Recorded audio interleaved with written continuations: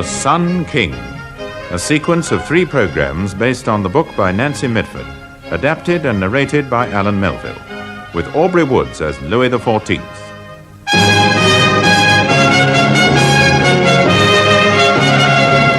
Part 1, An Envelope Containing Poison.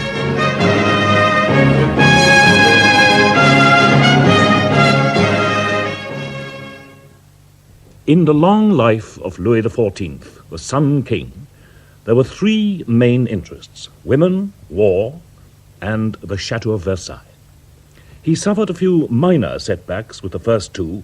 With the third, he created what, as a young man, he'd resolved to create: a chateau which would be the talk and the hub of the universe. The minor setbacks over women and war?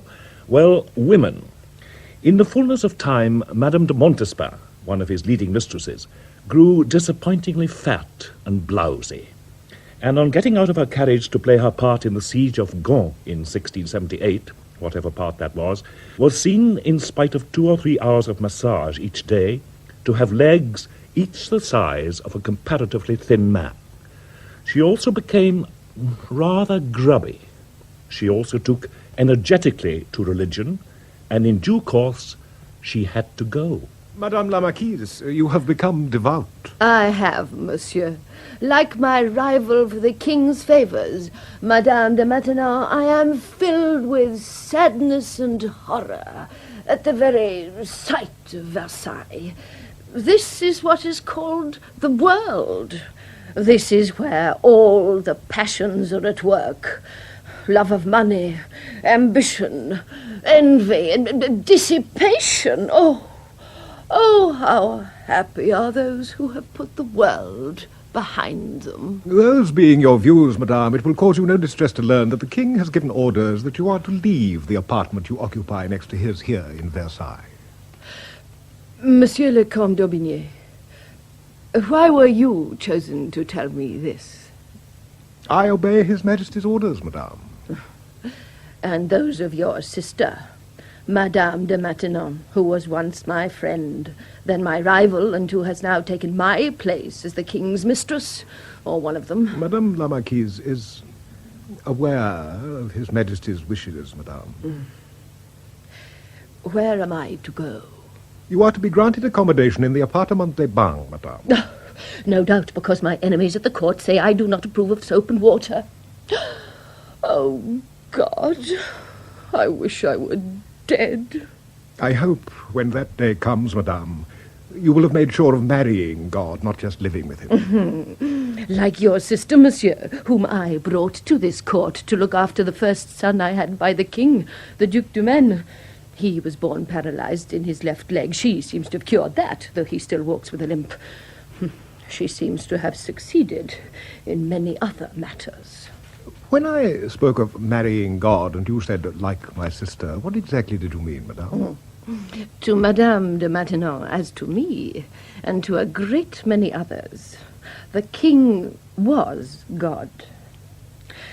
Well, at least and at last, Madame la Marquise de Maintenon and I have 2 things in common. And what are they, madame? We both, monsieur, have had the pleasure of being the king's mistress. And we both, monsieur, have ended up suffering from migraine. And your sister, monsieur, brought on mine. As for the occasional setbacks in war, well, Holland irritated the king even more than the development of Madame la Marquise de Montespan's legs or her growing grubbiness. This ill feeling no doubt began when Louis, as a very young man, offered his infant daughter Marie-Anne to be the wife of William of Orange, and was snubbed. Sire, His Royal Highness Prince William of Orange, hereditary stadtholder of the United Netherlands, says, Well, says what? that in the House of Orange, one marries the legitimate daughters of kings, not their bastards. Thank you. You will be escorted back to Holland. When the time is ripe, I shall doubtless follow you. With my army. Louis, smarting for years after this rebuff, almost conquered Holland. Had he done so, no doubt he would have given the Dutch an unpleasant time. But when he and his army were within sight of Amsterdam, the Dutch opened their dike gates, and this considerably dampened the expedition's ardour. In a way, it's odd. The king's favourite flower was the tulip, and when he wasn't actually fighting the Dutch, he ordered 4 million bulbs a year from their nurseries for his new gardens in Versailles. And there were certainly no setbacks in his plans for the Chateau of Versailles. Quarrels, disagreements, changes of plans, yes. But in his early 20s, Louis had resolved that what had been his father's little hunting lodge would be transformed into the most glorious chateau in France. The resolve may well have first come to him when, at the age of 23, he was invited to a housewarming party given in his honour by Nicolas Fouquet. It was quite a housewarming party. There were 6,000 guests.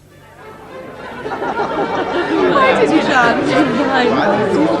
I have never known such an occasion. Oh, such opulence. How can Monsieur Fouquet afford it? He is more than adequately married. He would require to be to pay for all this. He married Marie de Castile only 10 years ago. She was very wealthy then, and it's said that in those 10 years Fouquet has trebled her wealth. When one thinks of it, the last time I drove past here in my carriage, what is the place called? Vaux-le-Vicomte. It was green fields and cattle and a few peasants' miserable little cottages. With the compliments of Monsieur Fouquet, madame. I beg your pardon? With the compliments of Monsieur Fouquet, madame. But it's a diamond tiara, and one of the most beautiful I have ever seen. Monsieur Fouquet will be extremely flattered, madame. Madame, with the compliments of Monsieur Fouquet. Oh, you mean we're all being presented with diamond tiaras? Monsieur Fouquet, madame, is anxious to make his first reception a memorable occasion for his guests. The gentlemen guests are, I presume, as is the custom, ignored. No, Monsieur le Comte. On leaving, when naturally carriages have been provided for you all, you will be presented with a thoroughbred. A thoroughbred what? Stallion, Monsieur le Comte. Monsieur Fouquet acquired them from one of the most famous studs in Arabia. He has arranged for grooms to conduct them to wherever you wish them to be stabled. Madame, with the compliments of Monsieur Fouquet. Words fail me. And that, my dear Charles, has not happened to you for a very long time. Oh, look! Fouquet is showing His Majesty some of his treasures. I cannot decide whether the king is impressed or just envious. The Italian influence, Your Majesty. No, but for the first time I feel blended with the best in contemporary French taste. No one, sire, is more proud to be French or to be one of Your Majesty's most devoted subjects than I. But I feel in art we can learn much from the Italians. Now this, Your Majesty, is by Giotto. It cost, naturally, a great deal of money. Very beautiful. And the various marbles, Your Majesty. These, covering the ballroom floor, are from Carrara, and those below the balcony come from India, a quarry in Makrana. Your Majesty approves? His Majesty said, no doubt partly under his breath, Lux insolent et audacieux. meaning that the whole thing was all very splendid, but ostentatious and more than a little common. He then got down to business, and even as a young man, he could be extremely businesslike. Monsieur Fouquet, Your Majesty. 8 years ago, in 1653, you were appointed Superintendent of Finance. That is so, Your Majesty, in consequence of my not inconsiderable experience. And you are now also Procureur General? I was appointed to that position, Your Majesty, no doubt also because I had considerable legal experience in the...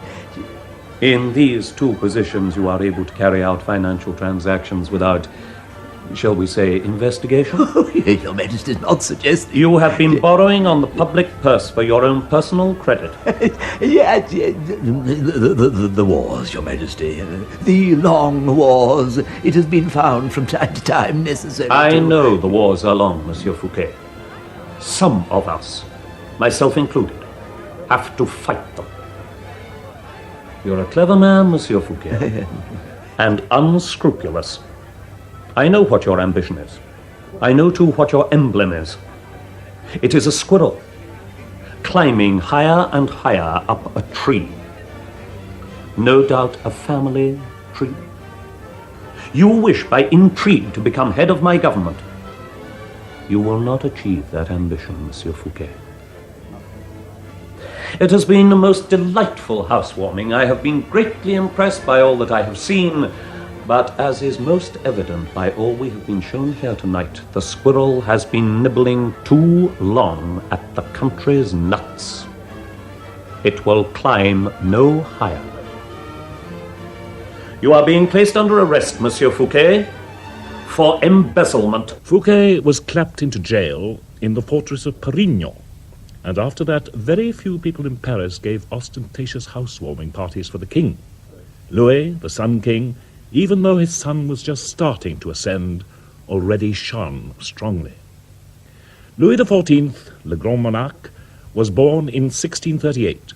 He came to the throne at the age of 5, like his successor, Louis XV, 72 long years later. Too long, it's been said, for the good of France. He was tall and dark, not really handsome.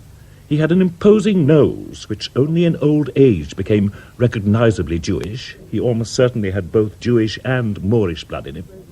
He married, against his will, Marie-Thérèse of Spain, and as a youth was governed by his mother, Queen Anne of Austria, and by a certain Cardinal Mazarin, who was probably his mother's lover, if not her husband. He was, in any case, excessively rich, even for a cardinal. Louis tactfully kept his earliest mistresses sotto voce from his mother, which was decent of him. He was a Bourbon as well as an Aragon, and the family tree of both is an amazing succession of illegitimacies. Never have there been more branches, twigs, or suckers. He had an early semi-permanent mistress, Louise de la Vallière, who blushed a great deal over her position, but when both the Queen and the Cardinal died, Louis set to on his one true love, Versailles. End of history lesson. Now, down to work, as Louis himself got down to it. He had 4 main experts to help him achieve his aim of making the Chateau of Versailles the most beautiful building in France. Monsieur Colbert, the accountant, Monsieur Lebrun, what we would now call an interior decorator, Monsieur Levaux, the architect, and the charmer of the quartet, the only one who ever really answered the king back, Monsieur Lenotre, who, his grandfather having spread manure for the Medicis, was born and bred to be a royal gardener. They met together a great deal, these 4, as the new chateau took shape with growing enthusiasm, but to begin with grave doubts about the whole idea. We must be very firm, gentlemen. His Majesty is still young. He seems to have no conception of what this project is going to cost. You are in one of your frowning moods, Monsieur Colbert. Well, I'm an accountant, Monsieur Levaux. Accountants have ample reason to frown. When the king was a boy, I taught him to keep accounts.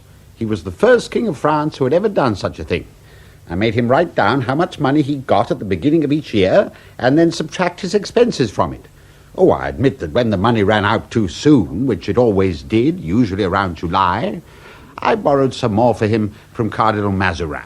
But, if I may say so, it was at least a step in the right direction.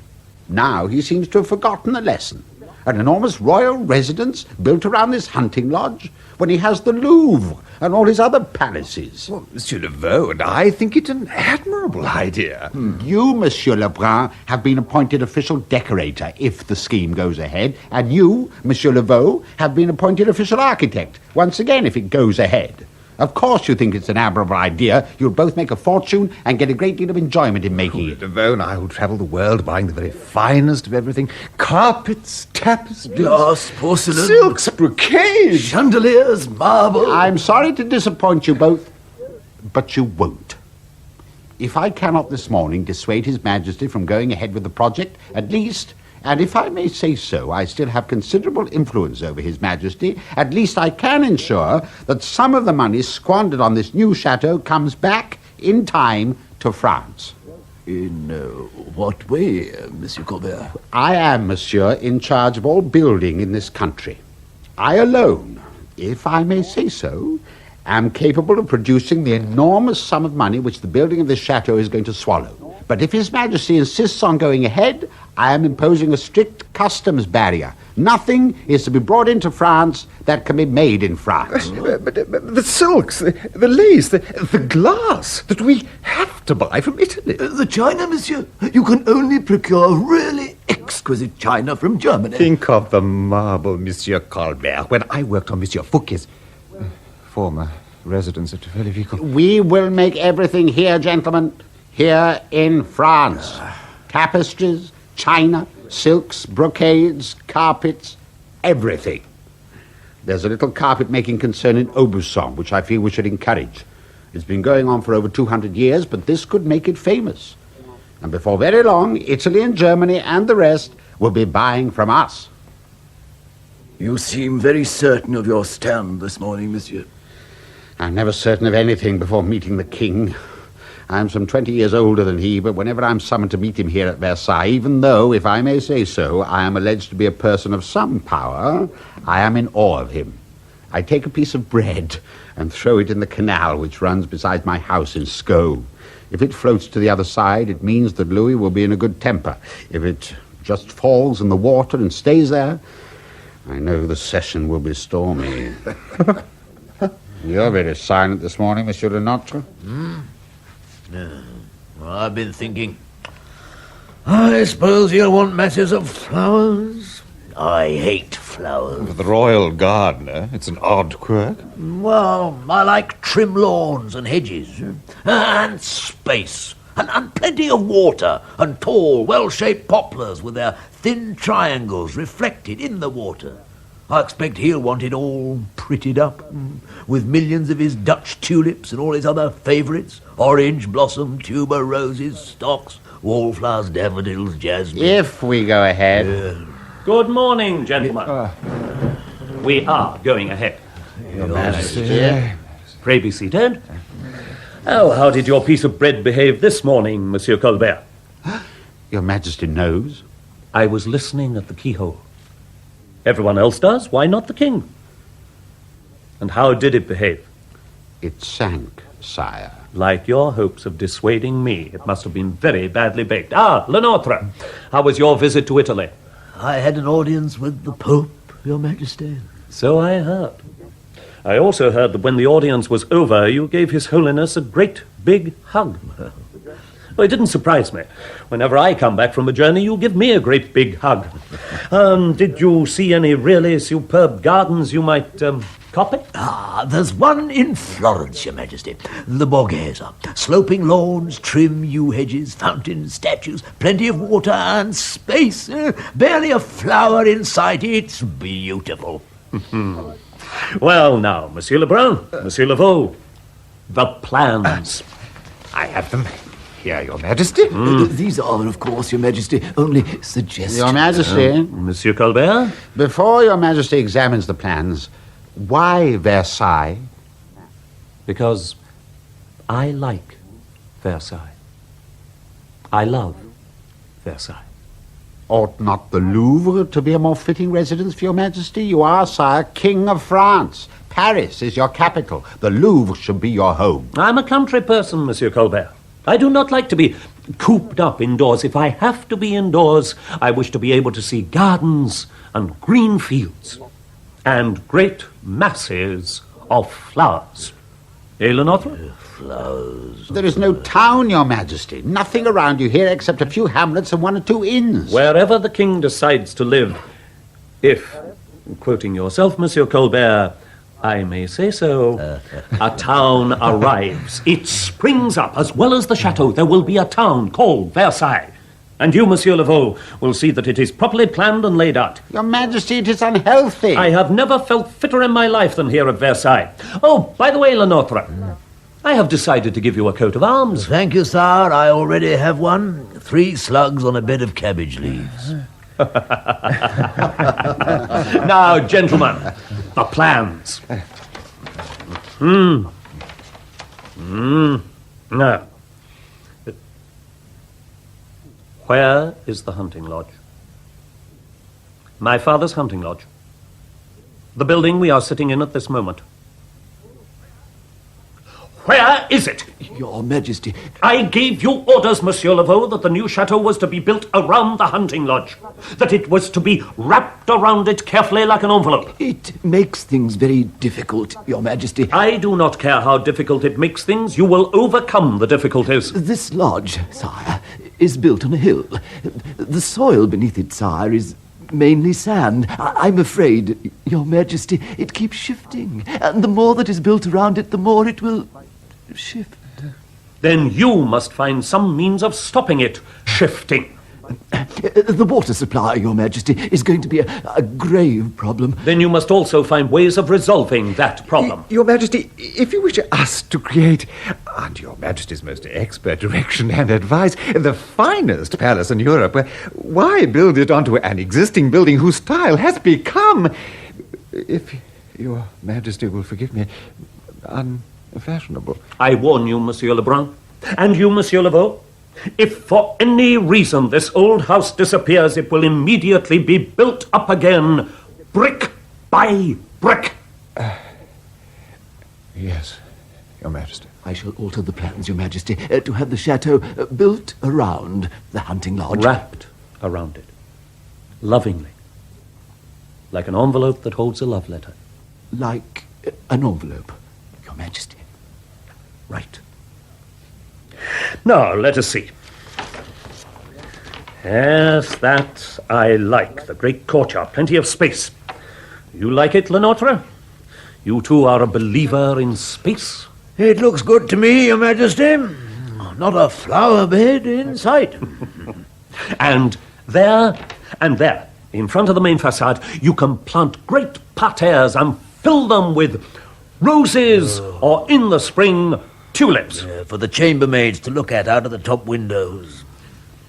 No, I do not like those two groups of buildings to the extreme left and right of the main courtyard. They look to me crowded, poky.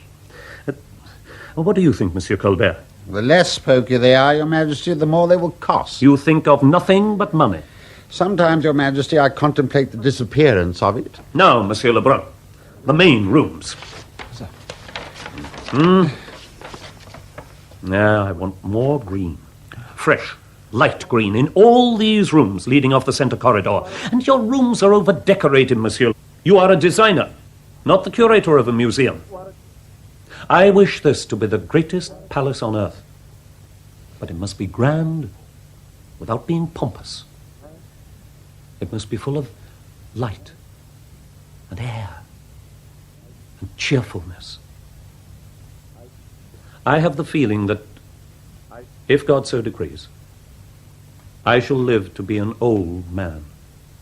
But the Chateau of Versailles must always be the home of a young man.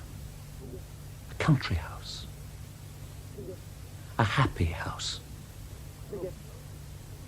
Oh, you must go to work again, gentlemen. Do not worry. We shall overcome all the problems. I think I shall give a divertissement. We'll ask Molière to write something for the occasion to say goodbye to this old house. Not that we are really saying goodbye to it.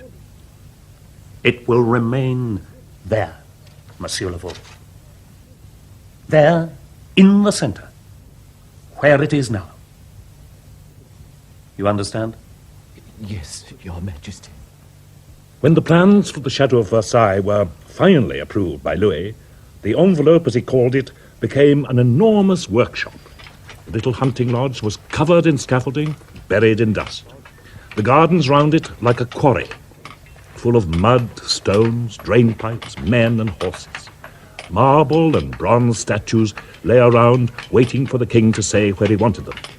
He came over from Saint-Germain at least once a week, supervising operations, hanging a few pictures in the rooms that were completed, running round the gardens full of suggestions for Monsieur Lenotre, constantly changing his mind, driving the workmen to distraction, but issuing orders which, Louis being Louis, none dared disobey. He ordered several thousand fully grown forest trees to be planted, against the advice of Lenotre, who had the temerity to suggest that trees, like women, when uprooted late in life, did not always settle down contentedly in their new surroundings. Half the trees died, and, on the king's orders, were immediately replaced. What is it all going to cost? He demands green. Green, green, green, green. And it does not blend at all with this cheap common carpet from... what is the village called? Oh, you saw. He has not taken my advice. I have planned everything for the main rooms, embroidered velvet in winter, flowered silk in summer.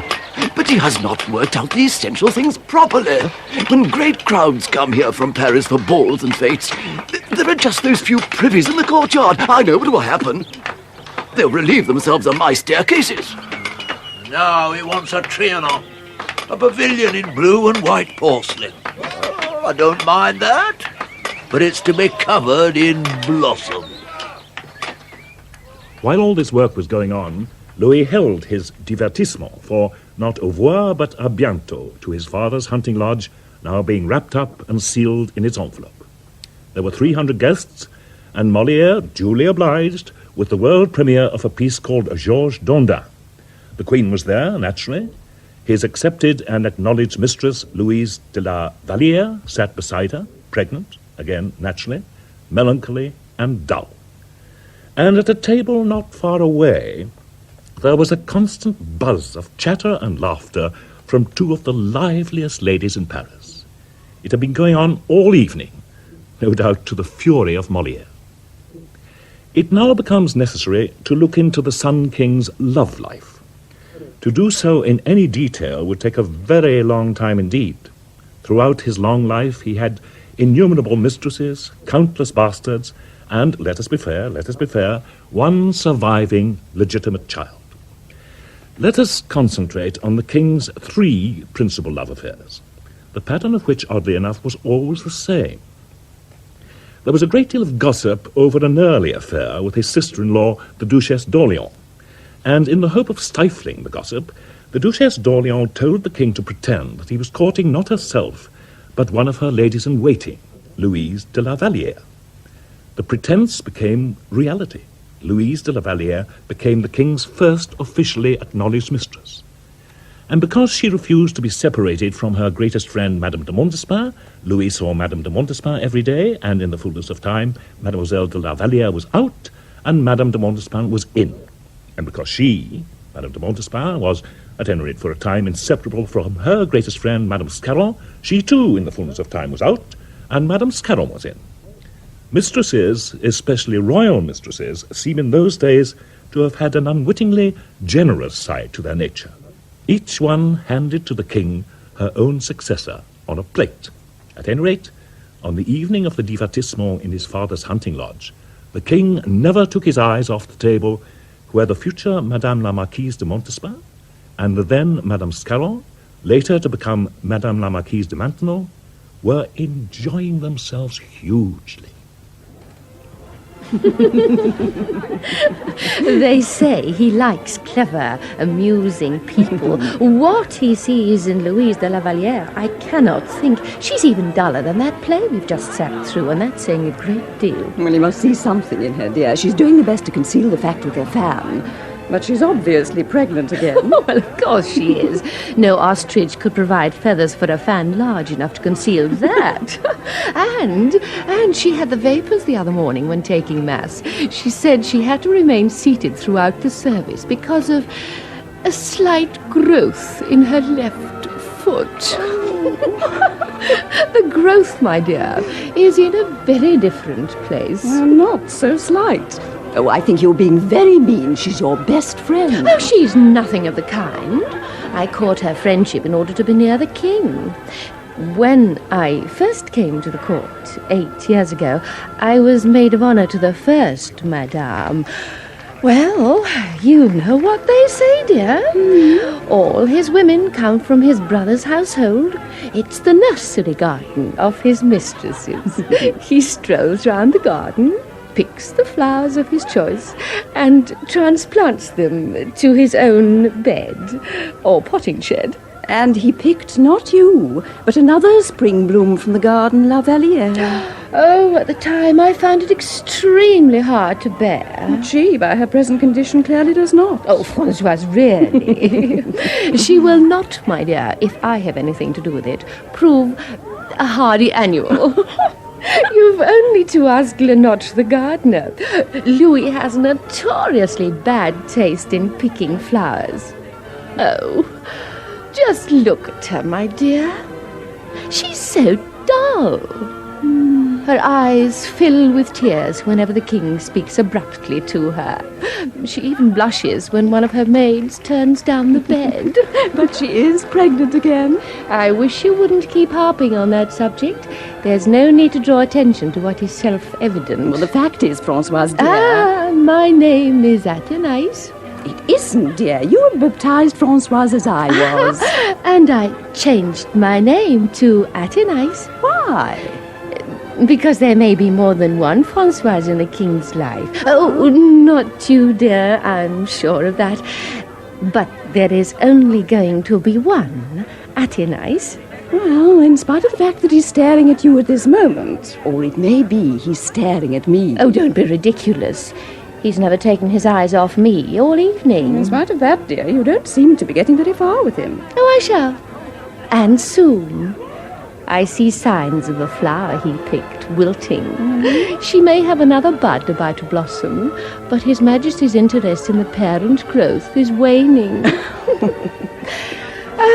All I need is a little spiritual assistance. You know, I believe in God. I'm very devout.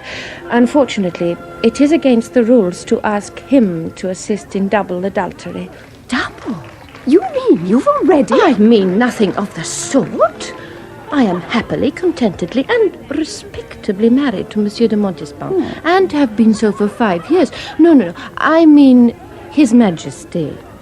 God would not approve of the king having as his official mistress both La Valliere and myself. Oh, it would not be right. If you cannot ask God's help, to whom do you turn for advice? Probably Satan. No, I'm serious. I believe in Satan just as much as I believe in God. If one refuses a prayer, the other may grant it, even at the risk of hellfire. But first, I shall consult Madame Voisin. Madame Voisin was a fortune-teller, a very fashionable fortune-teller. She had an elegant villa near Saint-Denis, where she numbered among her clientele and lovers many minor noblemen and the public executioner. She gave excellent advice to her clients, catering for little feminine desires such as larger breasts, smaller mouths, and better luck at cards. She had certain powers if anyone wished an inheritance, and various forms of magic for unrequited love. It all sounds absurd, as present-day fortune-tellers may seem to many people, but she carried on her business most successfully in this way. For a time, she had no success at all with Madame de Montespan, who herself was having no success at all with the king. Nothing has happened, Madame Voisin. He remains completely indifferent to me. We must try spells. Which involves the devil? Oh, yes. He's there, you know, whether you like it or not. He's there, just round the corner, with his dreadful fascination waiting to pounce. Are you prepared, Madame de Montespan, to take the risk? I have my life before me, Madame Voisin. I am not yet unduly preoccupied by the next world. My thoughts are centered on this one. I have been married 5 years. I have 2 children. The time has come to realize my ambition. And my ambition is to become the king's mistress. Very well. I know a priest. I thought you said this was a matter for the devil. This particular priest knows the devil intimately. These are pigeons' hearts, and this chalice has been consecrated. Will you kneel and make the sign of the cross in front of these hearts, and then kiss the chalice? I shall now hold the Holy Gospel over your head. Will you pray, my child? Oh, please let the king love me. Let Monsieur le Dauphin be my friend, and may this love and friendship last. Please make the Queen sterile. Let the King leave La Valliere and never look at her again. Let the Queen be repudiated, and the King marry me. Amen. It worked like a charm.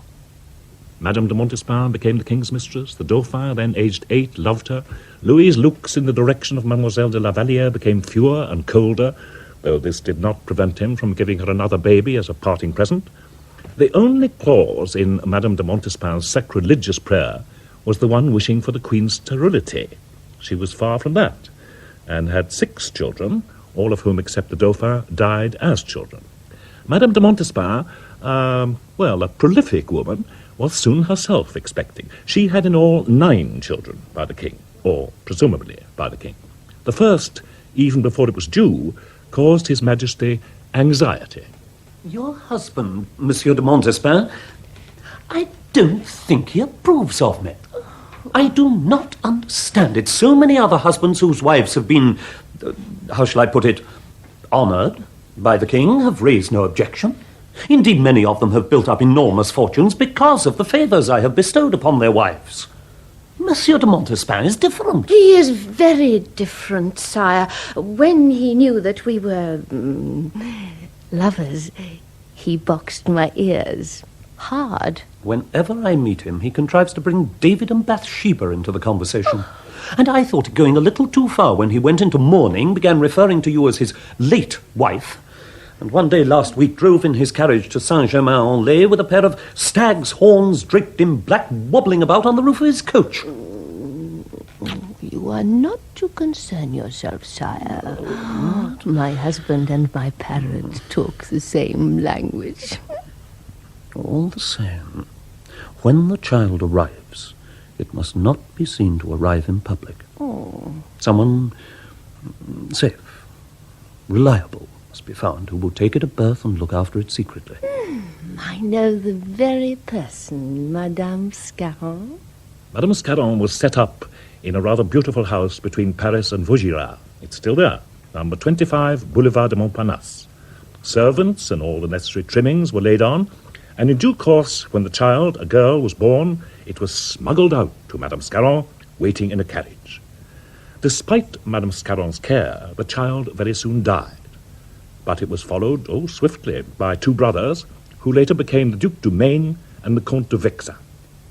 And Madame Scarron, in her new role as governess, was now thoroughly enjoying herself.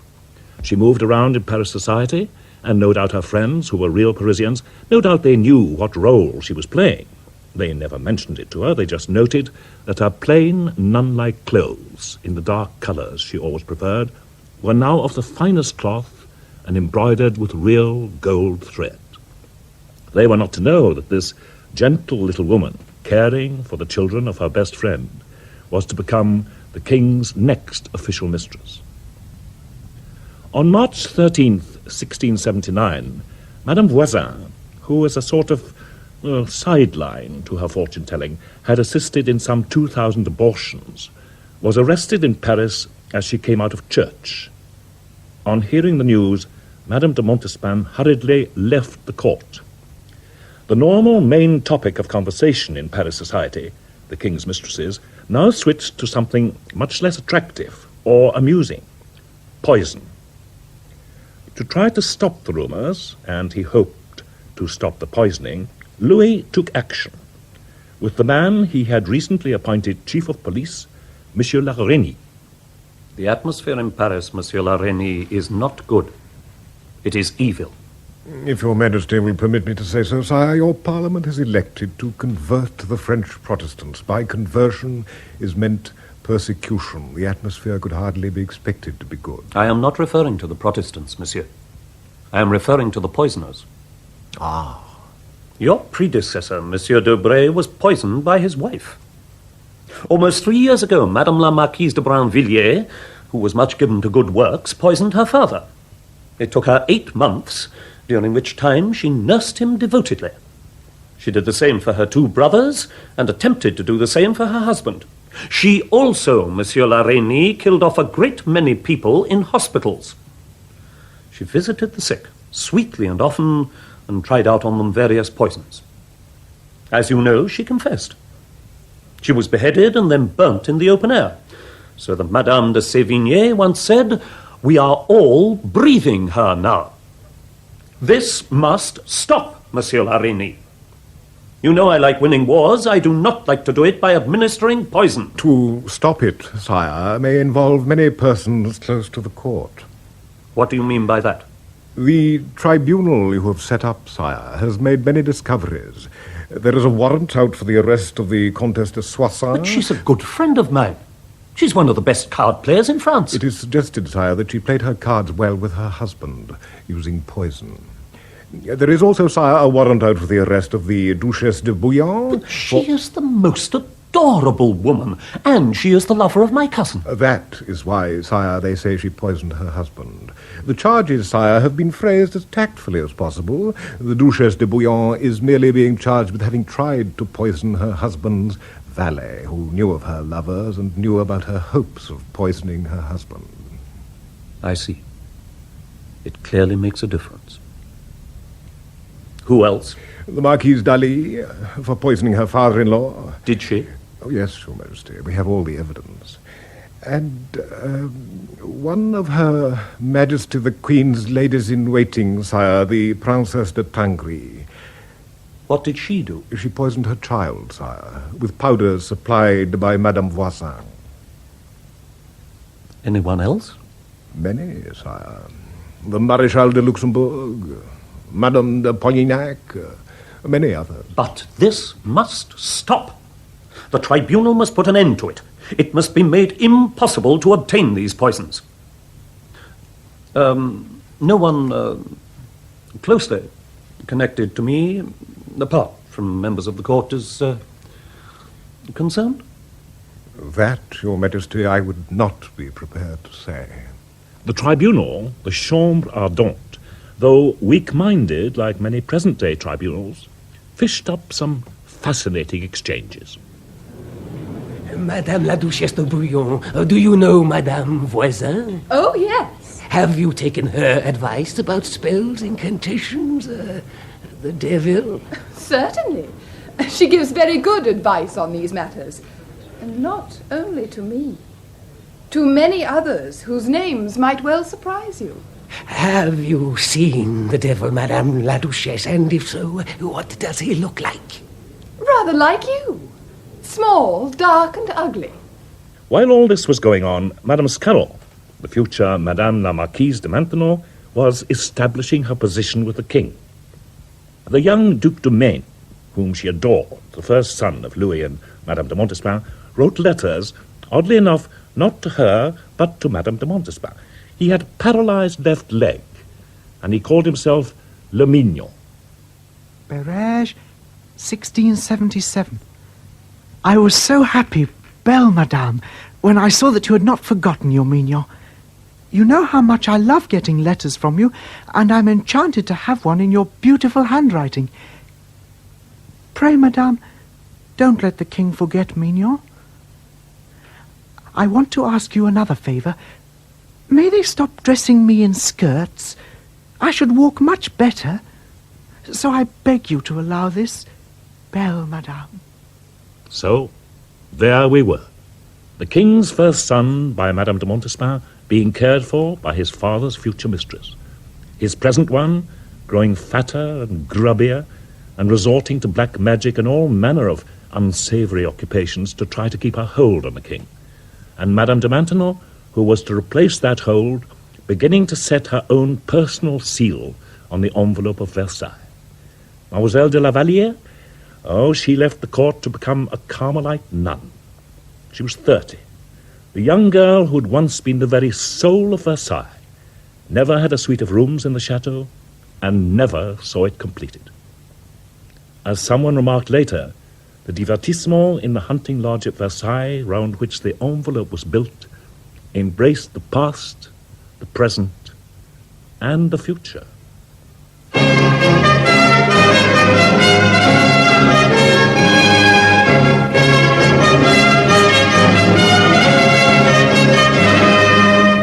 In The Sun King, based on the book by Nancy Mitford and adapted by Alan Melville, who was also her. Aubrey Woods played the part of Louis XIV, Gudrun Ure, Madame Scarron, and Elizabeth Morgan, Madame de Montespan. The part of Comte d'Aubigné was played by William Edel, Dutch envoy Terry Scully, Fouquet and Le Notre, Timothy Bateson, Colbert, Clive Swift, Laveau, Fraser Carr, Lebrun, John Forrest, Madame Voisin, Sandra Clark, Madame de Bouillon, Bonnie Hurren, and the Duc de Maine, David Timpson. The producer was John Tiedemann.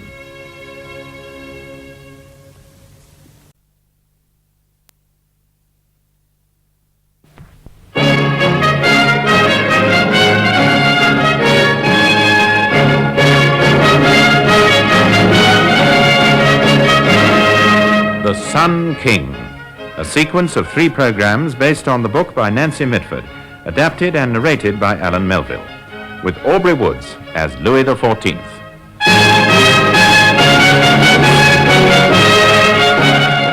Part 2, The Queen's Staircase.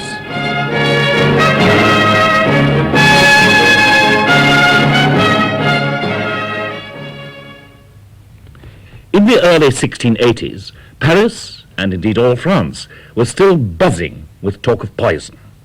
When anyone, at least anyone of importance, died, there had to be a post-mortem to discover when he or she had been poisoned, by which particular poison, and with any luck, by whom. One of Louis XIV's passing mistresses, the Duchesse de Fontanges, who was physically gorgeous but mentally pathetic, died in March 1681.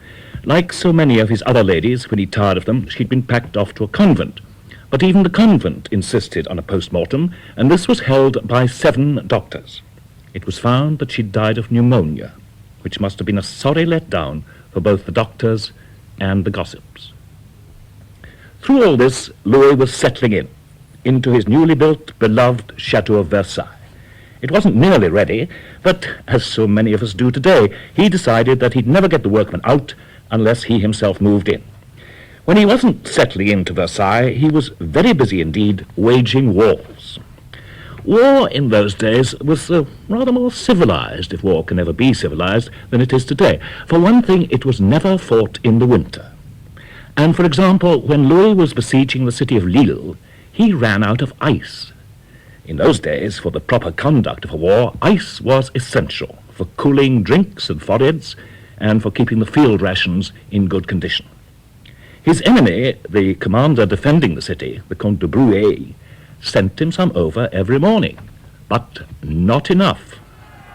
Are you the officer responsible for delivering the ice sent to me each morning by the Comte de Bruay? I am, Your Majesty. Then you must tell Monsieur le Comte that what he is sending is insufficient. Quite insufficient. There is wine to be chilled, provisions to be kept in fresh condition. We are, I may remind you, at war. And this is August. In Versailles in the summer, each of my courtiers is supplied with 5 pounds of ice every day. However long the siege of your city may continue, we cannot have things melting or going off. Your Majesty, my commander, Monsieur le Comte de Bruay, in defending the city against you, sire, feels that the siege may well continue for some considerable time. Many months, perhaps. He would not wish Your Majesty to be without ice, but he feels it prudent to economize the supply. Tell de Bruay 2 things: not to surrender, and to let us have more ice. Monsieur le Duc de Charot, I didn't realize you were with us. Why tell the enemy not to surrender? And why get so heated over a matter of ice? Both are matters of family honor, sire. De Bruay is my cousin. In spite of family honor and battlefield courtesies, the wars were often very bloody affairs indeed, and many families were wiped out in them. And in the winter, back at Versailles, the chateau was more like an overcrowded barracks than a royal residence. The court was run with military precision. It probably had to be. There were usually between 2,000 and 5,000 people packed into the envelope of Versailles. And apart from his love life, the king acted more as commander-in-chief of his army than as king of France. He made a fetish of punctuality. He was so regular in his habits, if not in his mistresses, that it was said that in any part of the world, anyone with a reliable watch would know exactly what he was doing at any particular moment. Now that we are established at Versailles, gentlemen, I wish a certain timetable to be followed daily. I shall rise between 8 and 9 in the presence of the princes of the blood royal and of certain courtiers whom I shall name to you. When I am dressed, I shall come into this room from my bedroom next to it, and I shall discuss the day's business with you, my ministers. Only you four, you understand? Sire. If we have a larger assembly, it will only result in leakage of information. Your Majesty, the princes of the blood royal? They will be dismissed after they have seen me dressed. Your Majesty, le Duc d'Orléans, monsieur. He will be allowed to attend one council every other week, and we must see to it that what is discussed at that council is of no importance whatsoever. I am, as you know, gentlemen, devoted to my brother, but he has too many ideas of his own. Yes, Your Majesty. The Dauphin? He will be kept out of everything. Yes, Your Majesty. At 12:30, when we have completed our business, I shall go to Mass with the Queen and the whole court in the temporary chapel which has been set up. Mass. That will take us to 1 o'clock, when I shall visit Madame de Montespan in her own apartments and remain with her until 2. I shall then dine alone with the Queen. Now, the midday meal. I have a list here of what I require. You, monsieur, will see that these requirements are passed on to those in charge of the kitchens. Certainly, Your Majesty. 4 different soups, Your Majesty? 4, yes. A whole pheasant and a whole partridge. Or a chicken and a duck, if game is not in season. Mutton and 2 good slices of ham. And plenty of salad. A very large quantity of salad. I am partial to salad. And as I have noted down there, after that, simply a dish of pastry and some fruit, compotes, preserves, just a simple meal with the Queen and I on our own together. You've noted all that? All of it, sir. Now, on hunting days, the program will be different. I shall hear Mass early at 7 and then go out hunting. If the weather is fine, I shall be out with the hunt all day. When I return to the chateau, I shall visit Madame de Maintenon. Your Majesty means Madame de Montespan. I mean Madame de Maintenon. I beg your Majesty's pardon. I shall sup with the Queen at 10:30. The Queen enjoys my company on these occasions, as long as she knows we are to be alone. And after supper, I shall go back to Madame de Montespan. To Madame de Maintenon, sir? To Madame de Montespan. I am sorry, Your Majesty, I misunderstood. And on Good Friday and Easter Day, I and the whole of the court will remain in church all day. I think both God and the nation know me to be devout. I know that some of my ministers, perhaps some of you, gentlemen, think I am being too moral, too understanding, too tolerant, even with the Protestants. The Protestants themselves, Your Majesty, would not agree. God colored the leaves on the trees in different shades of green. Perhaps he wanted to be worshipped in different ways by different people. The terms of the latest bill concerning the Protestants, they have been drawn up, have they, monsieur? Yes, Your Majesty. They are to be excluded from holding any office under the crown. Naturally. Mixed marriages between Catholics and Protestants are to be forbidden. And the children of such existing marriages to be declared illegitimate. No Protestant woman in labour may employ a Catholic midwife. I should think not, indeed. And when ill, Protestants are to be removed from their homes, if need be by force, and placed in state hospitals, where they can have their last moments attended to by a priest. Good. That is all, gentlemen. Thank you. Your Majesty. You will not forget, monsieur, 4 different kinds of soup when I have my midday meal with the Queen. Louis, it will be gathered, was a man who believed in getting things done and getting them done in his own way. One of the next items on his agenda was to have his one and only legitimate child, the Dauphin, married off. In this there were 2 difficulties. One, the supply of eligible future Dauphins was running extremely low. The Spanish royal family, with whom Louis would have preferred an alliance, was, out of the question. Very few of them were sane, and the rumor was going around that the only drink Philip IV of Spain could keep down was human milk. 2, the Dauphin had what we would now refer to as a thing about ugly women. He loved them, and the uglier the better. Spain being out, Louis was obliged to look to Germany for a daughter-in-law. He had an alliance with the Elector of Bavaria, whose daughter, Princess Victoire, seemed a possibility. To be on the safe side, the king did 2 things. He sent off a Monsieur de Croissy to have a look at her and prepare a report. And he also dispatched one of his favorite artists, de Troyes, to paint her portrait. De Crucy's report on returning from Munich was a masterpiece of tact, or at least set out to be. Well, what is she like? There's nothing absolutely shocking in her appearance, Your Majesty. Good. True, her skin is sallow, and she has brown stains on her forehead. Brown stains on her forehead? It is perhaps, Your Majesty, that she's not yet very clever at making up her face. Her eyes? What about her eyes? They are not, sire, what one would describe as a salient feature. They are neither large nor small, neither sparkling nor languorous. Her hands are red, but her lips are not. Teeth? Fairly regular, Your Majesty. That is something. But rotten. Oh. Her nose, Your Majesty.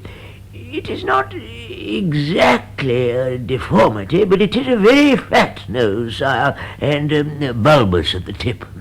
It is evident to me, de Croissy, that you are opposed to the Dauphin marrying this young lady. Oh, I have had de Troyes paint her portrait.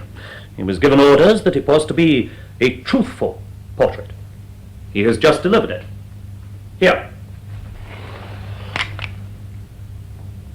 Well, say something. I can only say, Your Majesty, that the portrait is so absurdly flattering as to be unrecognizable.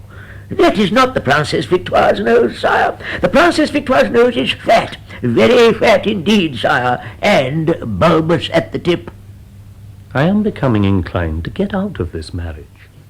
However, the more the Dauphin heard about the fat nose, the stains on the forehead, and the red hands, the more he was determined to marry the princess. So she was sent for, and on arrival proved to be very ugly indeed.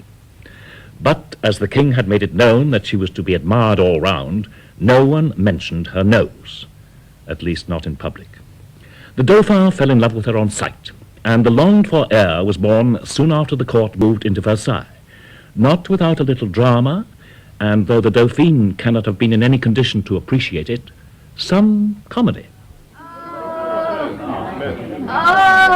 Monsieur le Docteur. My dear Clement, how is she? She is in considerable pain, Your Majesty. The delivery promises to be slow. Slow? It is unbearably slow. Unbearably, let us hope, sire, is not the word. I have bled her from time to time, but she is still in great pain. But you sent for me yesterday morning at 5. Then you said there was no hurry, so I went to Mass. I came back here. I gave her food and wine with my own hands. I stayed with her all night. It is now 10:30 on the second day. Oh, my God.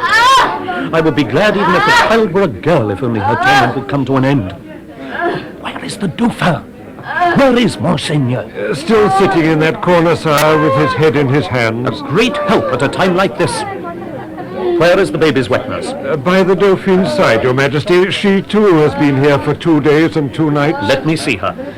Madame! Sire. Well, let me smell you. Your Majesty. I gave orders, madame. I like to attend to details personally, that the child's wet nurse should be dark and healthy, and that she should smell delicious. You are dark. You appear healthy. And I must say, you smell delicious. Get back to your place by the bedside. Yes, sire. Your Majesty, is it necessary for this room to be so crowded? It is August, sir. Even with the windows open, it is stifling. Well, of course it is necessary. These are ambassadors and foreign princes summoned here from Paris from all over Europe. They have to be present to witness the birth. This is the birth of an infant who, when I am gone, when my son has gone, may well be the greatest ruler in the world. Oh, has the bed been brought here? The other bed. The bed in which Mary de Medici and Anne of Austria had their babies. I ordered it to be brought here. It has special bars for hanging on to, and a footrest. It is always a great help on these occasions. It is here, Your Majesty, in that other corner. I'm afraid it can't be moved because of the crowd. If only, Your Majesty, we could have a little peace and quiet, space and air. You cannot have an event such as this in secrecy.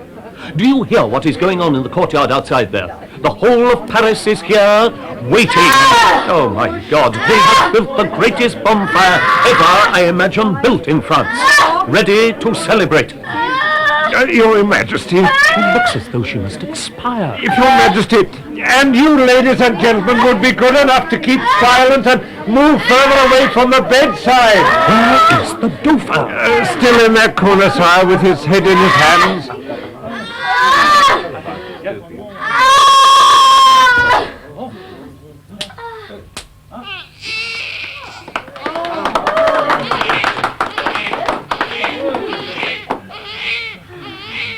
Is she all right?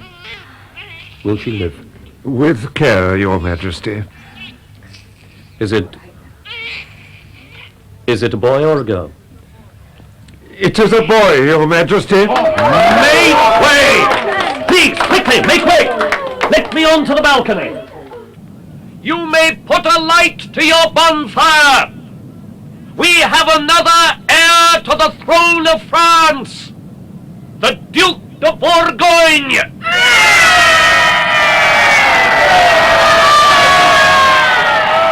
I hope they won't burn the house down.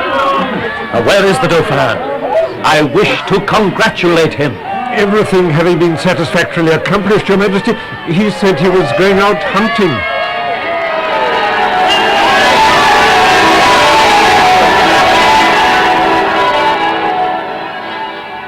The Dauphine, having given birth to yet another Louis, Duc de Bourgogne, was still in agony. But the excellent and most efficient Dr. Clement had a sheep flayed alive in the room where she'd given birth to her son and wrapped her up in the skin. Naturally, it cured her at once. She died, however, in 1690, partly of ulcers, mainly perhaps of one of the most lethal ailments of all, melancholy. The Dauphin tired of her. Heredity, no doubt. This little matter over, His Majesty had more time to devote to his private life, which was, to say the least, involved. Madame la Marquise de Maintenon had been allotted apartments at the top of what was known as the Queen's Staircase, opposite the entrance to the Queen's own apartments and adjacent to the apartments of Madame la Marquise de Montespan. Louis had all three on his own floor, which was handy. He had to cross the top of the staircase and pass Madame de Montespan's apartments when he visited Madame de Maintenon, but he could visit Madame de Maintenon's apartments thinking that Madame de Montespan was unaware of the fact, of which fact she was, of course, fully aware. This was the setting for this remarkable ménage à trois, ménage à quatre, if one includes Louis, the King, the Queen, Madame de Montespan, prematurely aging and becoming blousy, and Madame de Maintenon, who was still beautiful at 48, she was only 3 years older than the King, and playing her cards very skillfully indeed. It has, of course, to be conjecture what went on and what was said behind the doors of these three suites of apartments at the top of the Queen's staircase. In Madame de Montespan's there were almost certainly scenes. She had always had a temper which developed as she aged, and the King himself had a tongue which could on occasion be used as a lash. What has happened, sire? Happened? There was a time when if your Majesty and I were sitting at those windows there, looking out over the courtyard, the courtiers would do anything sooner than pass down there, because they knew we were in love, and your Majesty was displeased to be seen to be in love. Now, they do not even trouble to look up at those windows. What has happened, madame, and is still happening, is that you have grown fat, and are growing still fatter. And you, sire, are growing, or have grown, out of love with me. I have been frightened of you, sire, as so many people are. I have always been frightened of losing you, as I am now, because I fear I have lost you. Oh, after so many wonderful years together. You are sounding sentimental, madame, which is unlike you. You are not a sentimental person. I remember when your coach ran over some man or other and killed him, and your companions, who were all in tears, reproached you for seeming unmoved. I said they only cried because they had seen the thing happening. They never gave a thought to the people whom they didn't see, who were run over every day. Oh, coaches. Coaches? So So many of the happier moments of my life with you, sire, seem to have been concerned with coaches. The number of times you have forced me to accompany you to the front, in your coach, more often than not when I was pregnant. I should have felt insulted, madame, had you not been pregnant. I remember once, when Mademoiselle de la Vallière was still your mistress. You, she, the Queen, and I, all four of us, lumbering in the same coach behind the army. Oh, it was neither a comfortable nor a cheerful journey. La Vallière sulked, the Queen was mad with jealousy and had the vapours most of the time. And you had our second child at Tournai. I had the coach stopped. I thought it was most considerate of me. And I was obliged to be up and about 2 days later, most considerate. Madame Scarron, as she then was, now Madame la Marquise de Maintenon, was, I seem to remember, also in the party. That was foresight on my part. She was able to look after the child. It was certainly foresight. When the child was brought here to Versailles with his elder brother, the Duc de Maine, Madame Scarron came too, and has never left, and has no intention of leaving. There she is, installed in her apartments on the other side of the Queen's staircase. Madame! You talk as though you had granted favours to me, and had none granted in return. May I remind you that soon after we met I had built for you the Chateau at Clagny as your own country house, conveniently only a stone's throw from Versailles? Clagny? Oh, it was the sort of thing one gives to opera singers. So you had it pulled down and something built on a scale more suitable. May I remind you, madame, that your family has, shall we say, benefited as a result of our association? I may have accepted certain perquisites, sire, in return for the services I have rendered. But I think I may truthfully say that I have retained my pride. Have I ever, no matter how often you have thrust it upon me, have I ever accepted the gift of any jewellery from you? Never. Perhaps because the jewellery I have lent you so often has been much larger and finer than any I would give away. I am sorry, madame. I find you hard. Hard? Your eldest daughter, our eldest daughter, has just married Monsieur le Duc de Bourgogne, and on the occasion of their marriage, madame, you showed your heart without vengeance. In what way, sire? Your daughter, our daughter, was 12 and her husband was 17, and you insisted that she be put to bed with him at once. Only in fear that the marriage might be annulled. And you lost your temper when I forbade the arrangement. One has to exercise a little discretion in these matters, especially with the young. There must be no imprudent haste. You have not always, sire, been so prudent, nor so patient. Mademoiselle de la Vallière had her first child by you at a haste which seemed to me... No one, madame, addresses the king in that manner. Oh, I ask your forgiveness, your majesty, but I am distraught. When our youngest daughter was born, I thought I had lost you. And then you seemed to find me again. You appeared more in love with me than ever before. We behaved as we used to at the beginning. I thought there could never have been another example on earth of love starting again like ours. And now, sir, I know, I have lost you again. This time, no doubt forever. If you will pardon me, madame, I do not consider that any great point is served on talking of what is past. I prefer to think of the future. And I have another appointment. With Madame de Maintenon? Yes.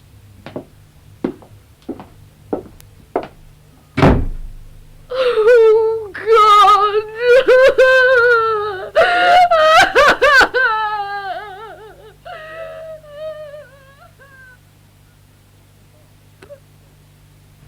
What went on and what was said in Madame de Maintenon's apartments on the other side of the head of the Queen's staircase is again conjecture, but it's certain that they were calmer, less tetchy sessions. Madame de Maintenon was a good woman, a schemer, certainly, but in a very different way from Madame de Montespan. Oddly enough, in spite of all their quarrels and recriminations, she never stopped loving Madame de Montespan. Years later, she wrote, Madame de Montespan and I were the greatest friends in the world. She loved my company, and I, in the simplicity of my nature, gave myself up to this friendship. She was attractive and brilliant. I was in her confidence, and she told me everything. Then there we were, on bad terms, without, however, wanting to break off relations. It was certainly not my fault. And yet, if anybody had a grievance, she had. She could say with perfect truth, I put her where she is. I made the king like her. Then she became the favourite, and I am sent away. On the other hand, was I wrong to accept the king's friendship? Was I wrong to give him good advice and use my influence to make him lead a virtuous life? If, loving Madame de Montespan as I loved her, I had launched an intrigue for wicked reasons, if I had given bad advice as regards either God or the world, if, instead of urging her to break with the king, I had shown her the best way of keeping him, then, indeed, I would have given her ammunition with which to destroy me. Am I not right in saying there is nothing so clever as not only not being in the wrong, but having always, and with everybody, an irreproachable conduct? Madame de Montespan was a brilliant woman, but a bad psychologist. She failed to realize, as Madame de Maintenon realized, that you can retain your hold on a lover, particularly a middle-aged lover, not by make-up and hairdos and rather forced high spirits, but by the one thing that in this case was to hand, her lover's own son. The dullest woman, and Madame de Maintenon, though good, was not dull, can hold a man by talking to him about that extension of himself, his son. In this case, his first son by Madame de Montespan, the Duc d'Umaine. The king never really cared much for his legitimate son, the Dauphin. d'Umaine was the Sun King's beloved son. So the talk in Madame de Maintenon's apartments at Versailles was almost certainly about him, and what Madame de Maintenon herself described as her battle for the king's soul. She was deeply religious, and in the end she won much more than the king's soul. How is he today? Have you seen him? Of course I've seen him, sir. He's been out hunting. As always. When he returns to the chateau, he comes here to my apartments and tells me all that has happened during the day. I wish he wouldn't go into such details of the kill. It distresses me. I do not like killing. You know, madame, that young man brings more gaiety into my life than all my other children put together. He's the only one I don't frighten. The others appear to find me terrifying. Do you find me terrifying, madame? Not in the least, Your Majesty. The Dauphin does, but then he's terrified of everyone. d'Umaine breezes in and out of my apartments, bringing all the gossip and the jokes of the court. He's the most wonderful impersonator. Don't you find him the most wonderful impersonator, madame? He is a very skillful mimic, sire. He takes you off to a nicety. Does he? Well, last night he impersonated Monsieur le Duc. He got him off to a nicety. His voice, his walk, his stature, or lack of it, everything. Well, you know Monsieur le Duc. He is too large for a pygmy and too small for a man. They say his appearance is due to his mother getting a salacious look from a dwarf when she was heavily pregnant. But he got him off exactly. Would you, Your Majesty, like a cup of tea? I should prefer a cognac. I'm afraid, sire, there is none in the apartment. Of course not. I forgot. Your only spirits are spiritual spirits. Oh, may I open the windows? It is very close in here. It is blowing a gale outside, sire. But as Your Majesty wishes, I shall get my rug and my shawl. Your Majesty. Ah, I know by the tone of your voice, madame, that you are again up to good works. Why, sire, do you laugh at doing good? It wasn't that. But I have just left Madame de Montespan. Oh. And she, who was, as always, most elegantly dressed, a little overdressed, perhaps, reminded me that she had never accepted any jewellery from me. She rather boasted of the fact. And there you sit, my dear madame, dressed in the most sombre clothes, almost like a nun, with your shawl over your shoulders, and the cross which dangles from that necklace of huge, perfectly matched pearls was made from the finest diamonds in my collection. You offered it to me, sire. I accepted it.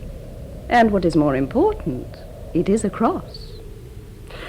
You're in a more than usually religious mood, I can see that. What are you planning? You know, some years ago I started a little school at Ray for girls with a great friend of mine, Madame de Brinon. It is for the daughters of country gentlefolk. They lead miserable lives, and for the most part they're uneducated. The townsfolk are much better off. I go to mass, madame, but I am against religious establishment. Oh, this was never intended to be a convent, sire. I married Monsieur Scarron, whom I recall you described as Z-shaped, which indeed he was, to avoid entering a convent. How does this concern me, madame? Would your majesty be gracious enough to meet my friend, Madame de Brinon? Well, I had wished to discuss another matter, but... May I, your majesty, present Madame de Brinon? Your majesty.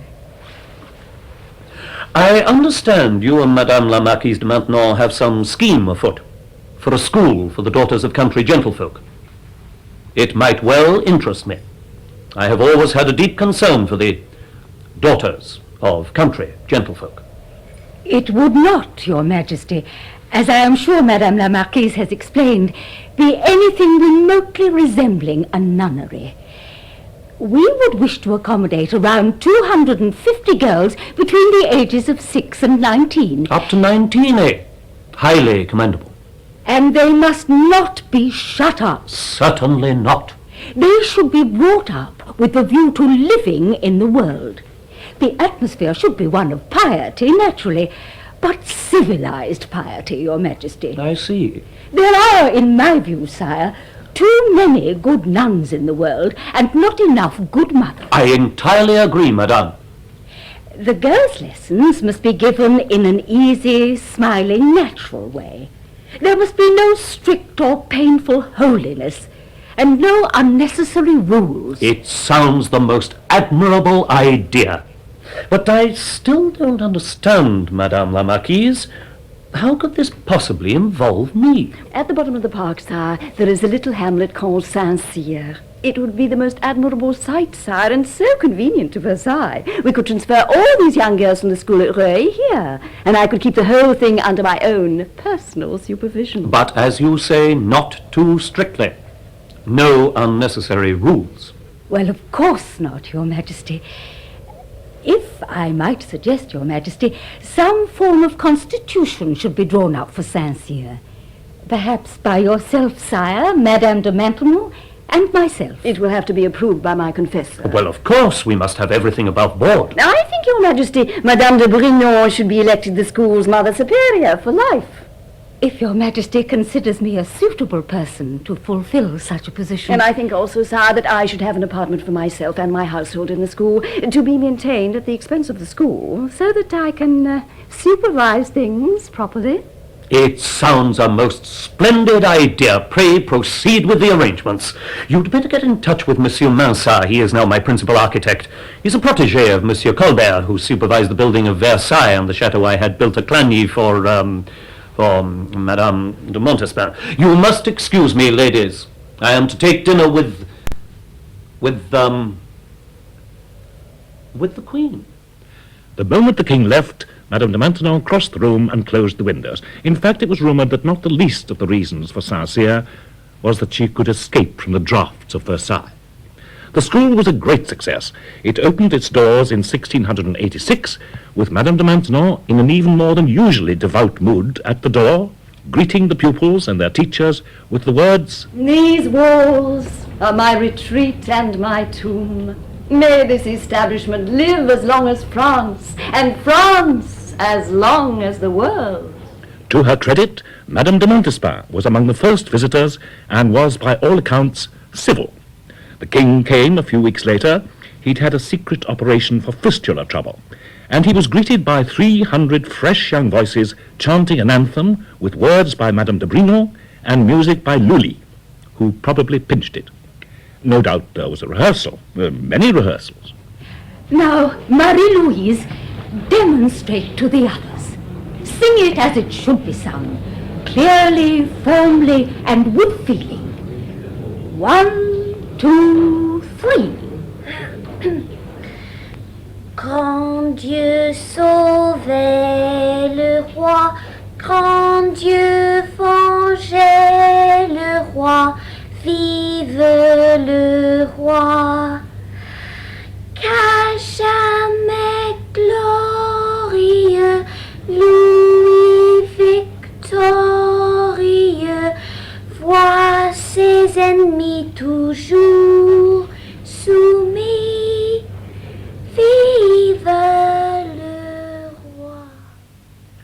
that, let us admit, was a cheat, because Lully's tune has been lost. But no doubt about it, whatever Purcell, or whoever it was, did later to the anglicised lyric, Madame de Brinon, in her girls' school at Saint-Cyr, was the author of God Save the King, or God Save the Queen. And the Queen, the Sun King's Queen, Marie-Thérèse, what do you suppose went on in her own apartments at the top of her own staircase, where she died, as did 2 dauphins, and where 19 royal children were born? Marie-Thérèse had the mentality of a child. She had a pretty face, but was not really attractive. She'd short legs and black teeth through eating too much chocolate and garlic. The king was fond of her and teased her in a fatherly sort of way. One kind look from him made her happy all day. According to rumour, they had a daughter who was born jet black and was swiftly removed to a convent near Melun. Convents in those days seem to have been well filled, and not entirely by nuns. Whether the child was really by the Sun King and Marie-Thérèse, and why the sun was temporarily eclipsed and the baby turned out as black as night, will never be known. But certainly there was a little Moor who stayed at the convent near Melun and was regularly visited by the Queen. She, the Queen, was an understanding woman, heaven knows she had to be. If she'd one fault, it was gambling. Madame, Sire? you are losing far too much money at the tables. I won a little at roulette last Tuesday. And you lost the most enormous sums last Wednesday, Thursday, Friday, and Saturday. You are as stupid at cards, madame, as you are at everything else. What, apart from losing money, have you been doing while I was away at the war? I visited Clagny. Clagny? Why? Oh, I just thought it would be a courteous gesture. Madame de Montespan does not yet seem to be satisfied with the alterations she is making. She has still 1,200 workmen employed, inside and out. I do wish, sire, you would persuade her to bath more. I cannot understand it, sire. You yourself are so clean. You have your linen changed 3 times a day.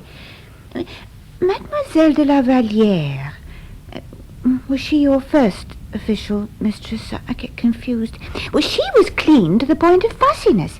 And you know my own chief pleasure is in long hot baths. If you would just tell Madame de Montespan about that soap we've sent her from Marseille, made from olive oil. Madame, you are adorable. Aren't you ever jealous? Of Madame de Montespan? Never. I just wish she'd bath more. Of Madame de Maintenon? Oh, I'm grateful to her, sire. I thought I had lost you to Madame de Montespan. When Madame de Maintenon became established at the court, she persuaded you to renounce the sins of the flesh, did she not? Yes. Oh, I know you have your other women, but they do not matter. They're just passers-by. But you began sleeping with me again, sire. Perhaps not always in the way I should have liked, but then I am Spanish. But you have been making love to me, sire, at least twice a month. Everyone knows when it happens because we go to communion on the following morning. Why should I be jealous of Madame de Montespan? She brought Madame de Maintenon to the court, and she, being a good woman, brought you, sire, back to me. In gratitude for what she has done, I have given her a portrait of myself, framed in diamonds. For the fact that we're together again, sire, my joy knows no bounds. The Queen's joy lasted only a year. She developed an abscess under her arm. Fagon, the King's doctor, who managed to kill off a great deal of royalty, insisted on bleeding her, and then gave her a huge dose of emetic. She died an hour later in the arms of Madame de Maintenon. The King, who was in tears, said, Poor woman. It is the only time she has ever given me any trouble. It was a rule that the royal family never stayed on in a house where death had occurred. Ordinary people were not allowed to die in royal residences for this reason. The King went to Fontainebleau, where he was joined by Madame de Maintenon. She always dressed soberly, either in black or very dark colours, but on this occasion she'd gone really too far. She'd got herself up in such deep, exaggerated, earnest-like mourning that the king burst out laughing when he saw her. Your Majesty, why do you laugh? Madame, it is over. There is no need to parade yourself like that. Now come. Come and sit down. I wish to talk to you. Your Majesty?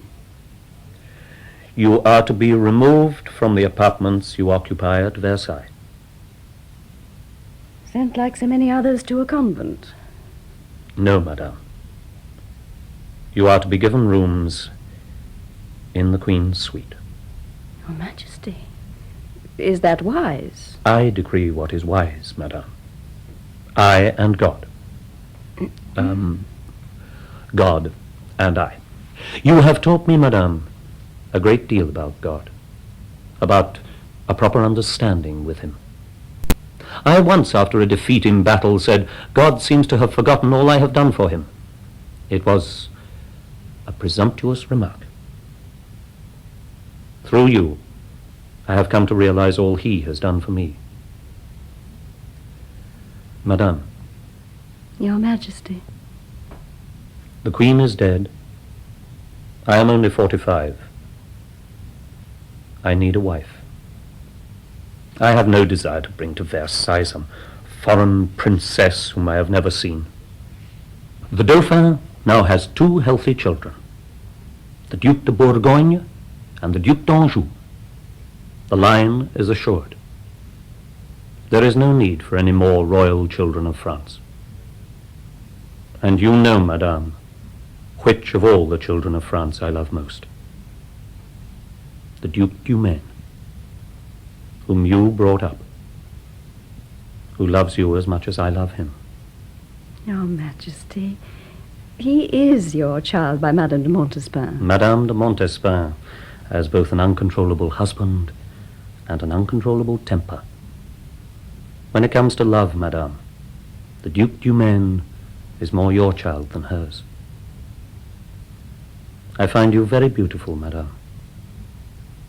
You are the most correct and ladylike person at the court. And I love you. No one knows when they were married. It was probably in the autumn of 1683 at Versailles, in a little oratory in the king's apartment.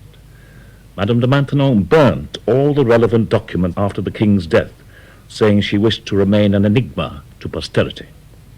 It is thought there were only 3 people present: Père de la Chaise, Louis's confessor, a fascinating, wicked old roué, Monseigneur Harlay, Archbishop of Paris, who married them, and Bonton, the king's bodyguard. The Pope sent his blessing to the king, and to Madame de Maintenon the relics of St. Candida, done up in several different parcels. The court never knew for certain that a marriage between the king and Madame de Maintenon had in fact taken place, but there were all the signs. She took the head of the table at family dinner parties in the king's country houses, though at Versailles she dined alone.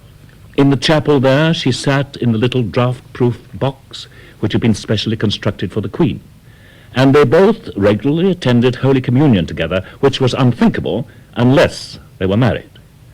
At any rate, Madame la Marquise de Maintenon, meeting Madame la Marquise de Montespan on the Queen's staircase, remarked in her rather dry, quiet voice, You are going down, madame. I am going up.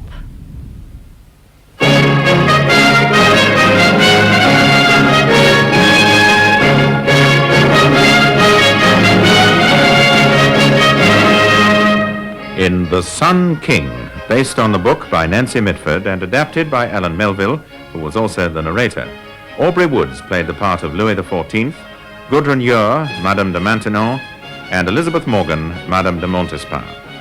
The Duc de Charolles, Godfrey Kenton, an officer, William Slay, Monsieur de Croissy, Timothy Bateson, Dr. Clément, Peter Williams, Madame de Brinon, Hilda Schroeder, a singer, Julie Hallam, and the Queen, Diana Olsen. The producer was John Tiedemann.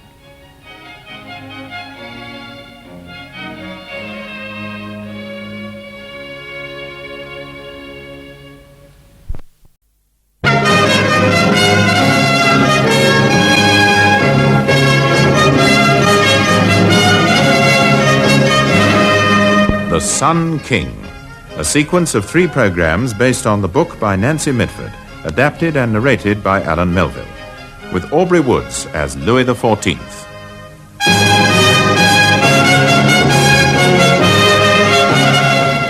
Part 3, The Slow Sunset.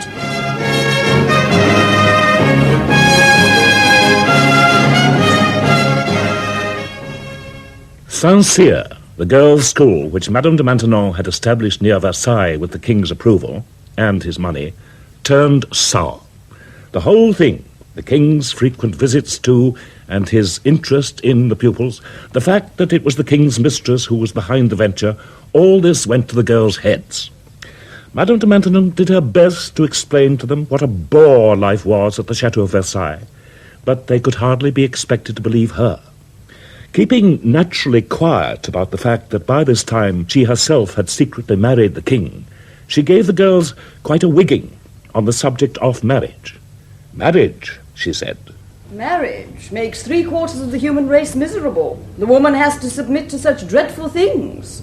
When you find yourself faced, ladies, with the ordeal of marriage, you will find that it is no laughing matter.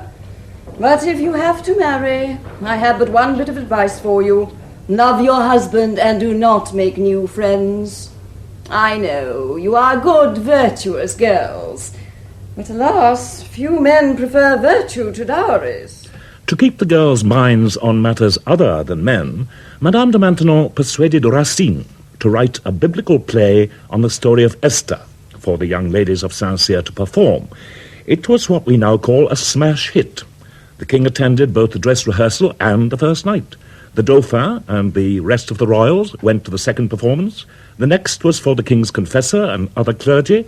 At the fourth and last, the king came again with his cousins, the exiled King James and Queen Mary of England, who'd just arrived in France. 3 crowned heads at one performance. A triumph.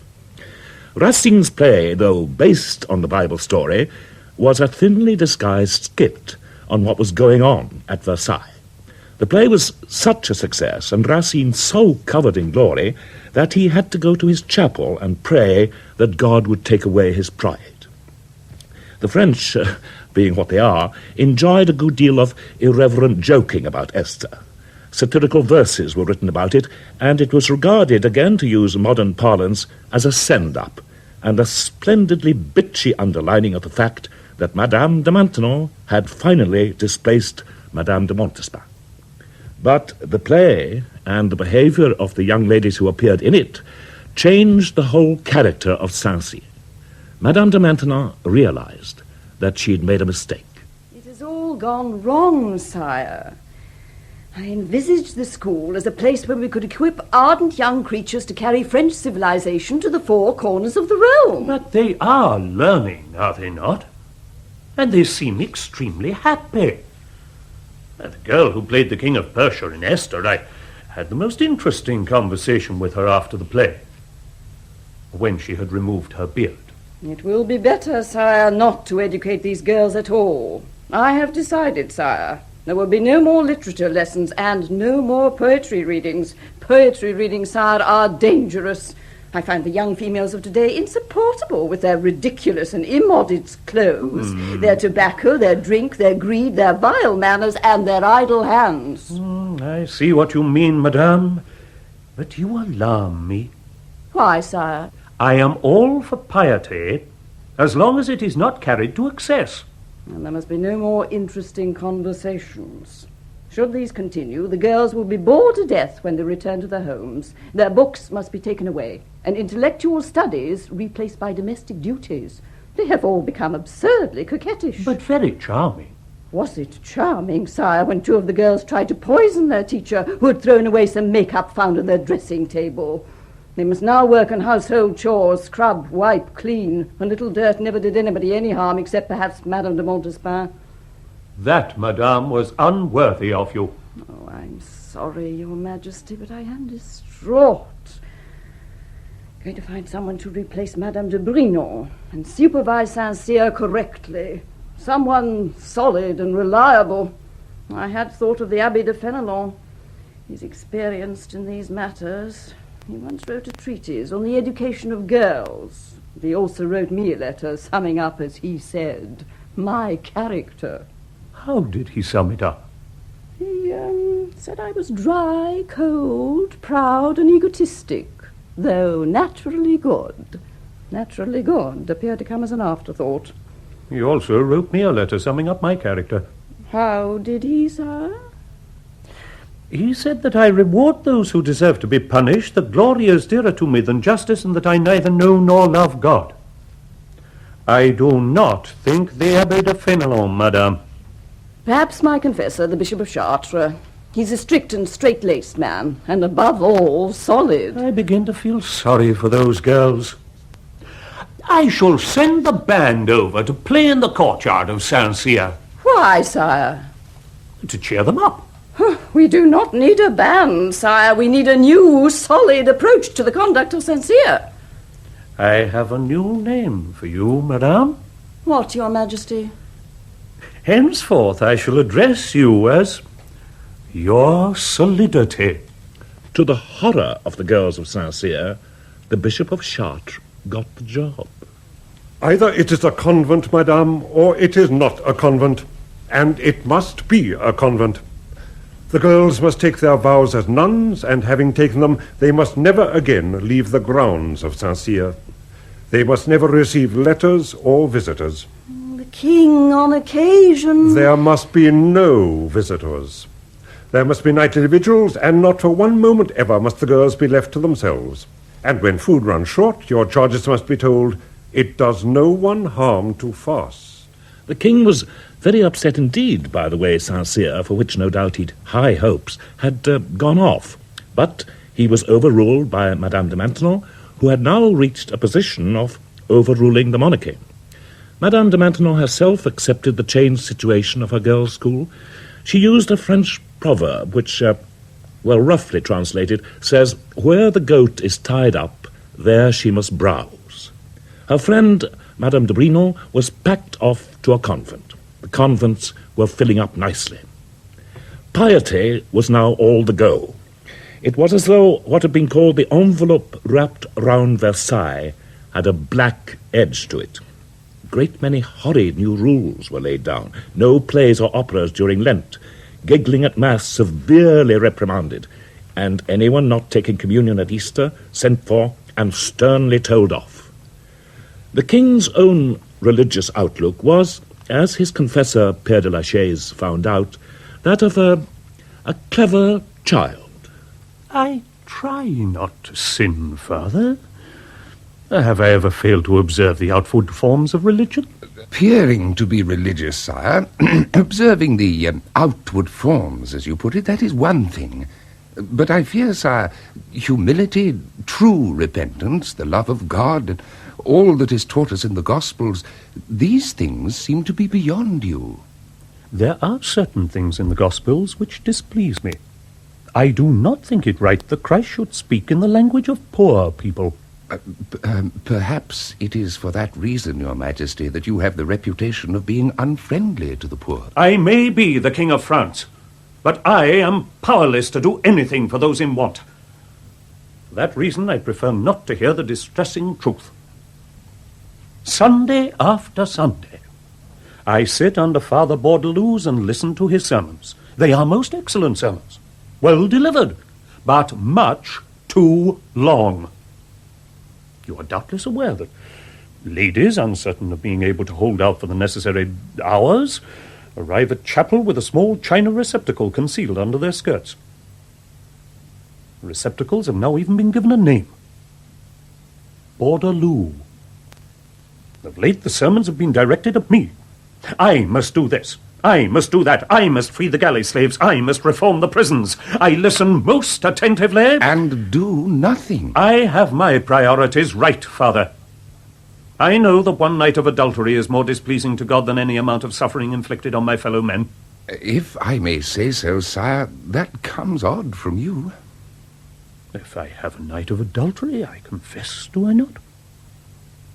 You should know I keep you busy. I fear, sire, the spirit of Christianity is to you a closed book. And Madame de Montespan? Well, by the turn of the century, she was approaching 60, the number of years the king had by then reigned. One account says that at 60, she still looked perfectly beautiful. Another, that her skin was like a piece of paper children had been playing with. She had left the court in 1691 after a mounting sequence of scenes with almost everyone, including her son, the Duc de Maine. You are my son, the first I had by the king, and you treat your mother in this fashion. Oh, I know exactly what you are after. You wish to occupy my apartments here in Versailles. Madame de Maintenon thinks... Madame de Maintenon thinks. Madame de Maintenon schemes, lies, put on such a pretense of piety that it makes me secrete black bile. You, my son, are the heart, the soul, the oracle of Madame de Maintenon. I am also, Madame, loved by the king. Oh, yes, indeed. He thinks you are a coward. He knows you are a coward, and you are a coward. That's been proved in war. But Madame de Maintenon has so engineered matters with the king that cowardice is apparently as unimportant as I find myself now to be. To think that I introduced her to the court. She was poor, a widow, until I opened new horizons for her. She was starving in a convent. Now her horizons seem limitless. I think His Majesty's love for me, Madame, is genuine.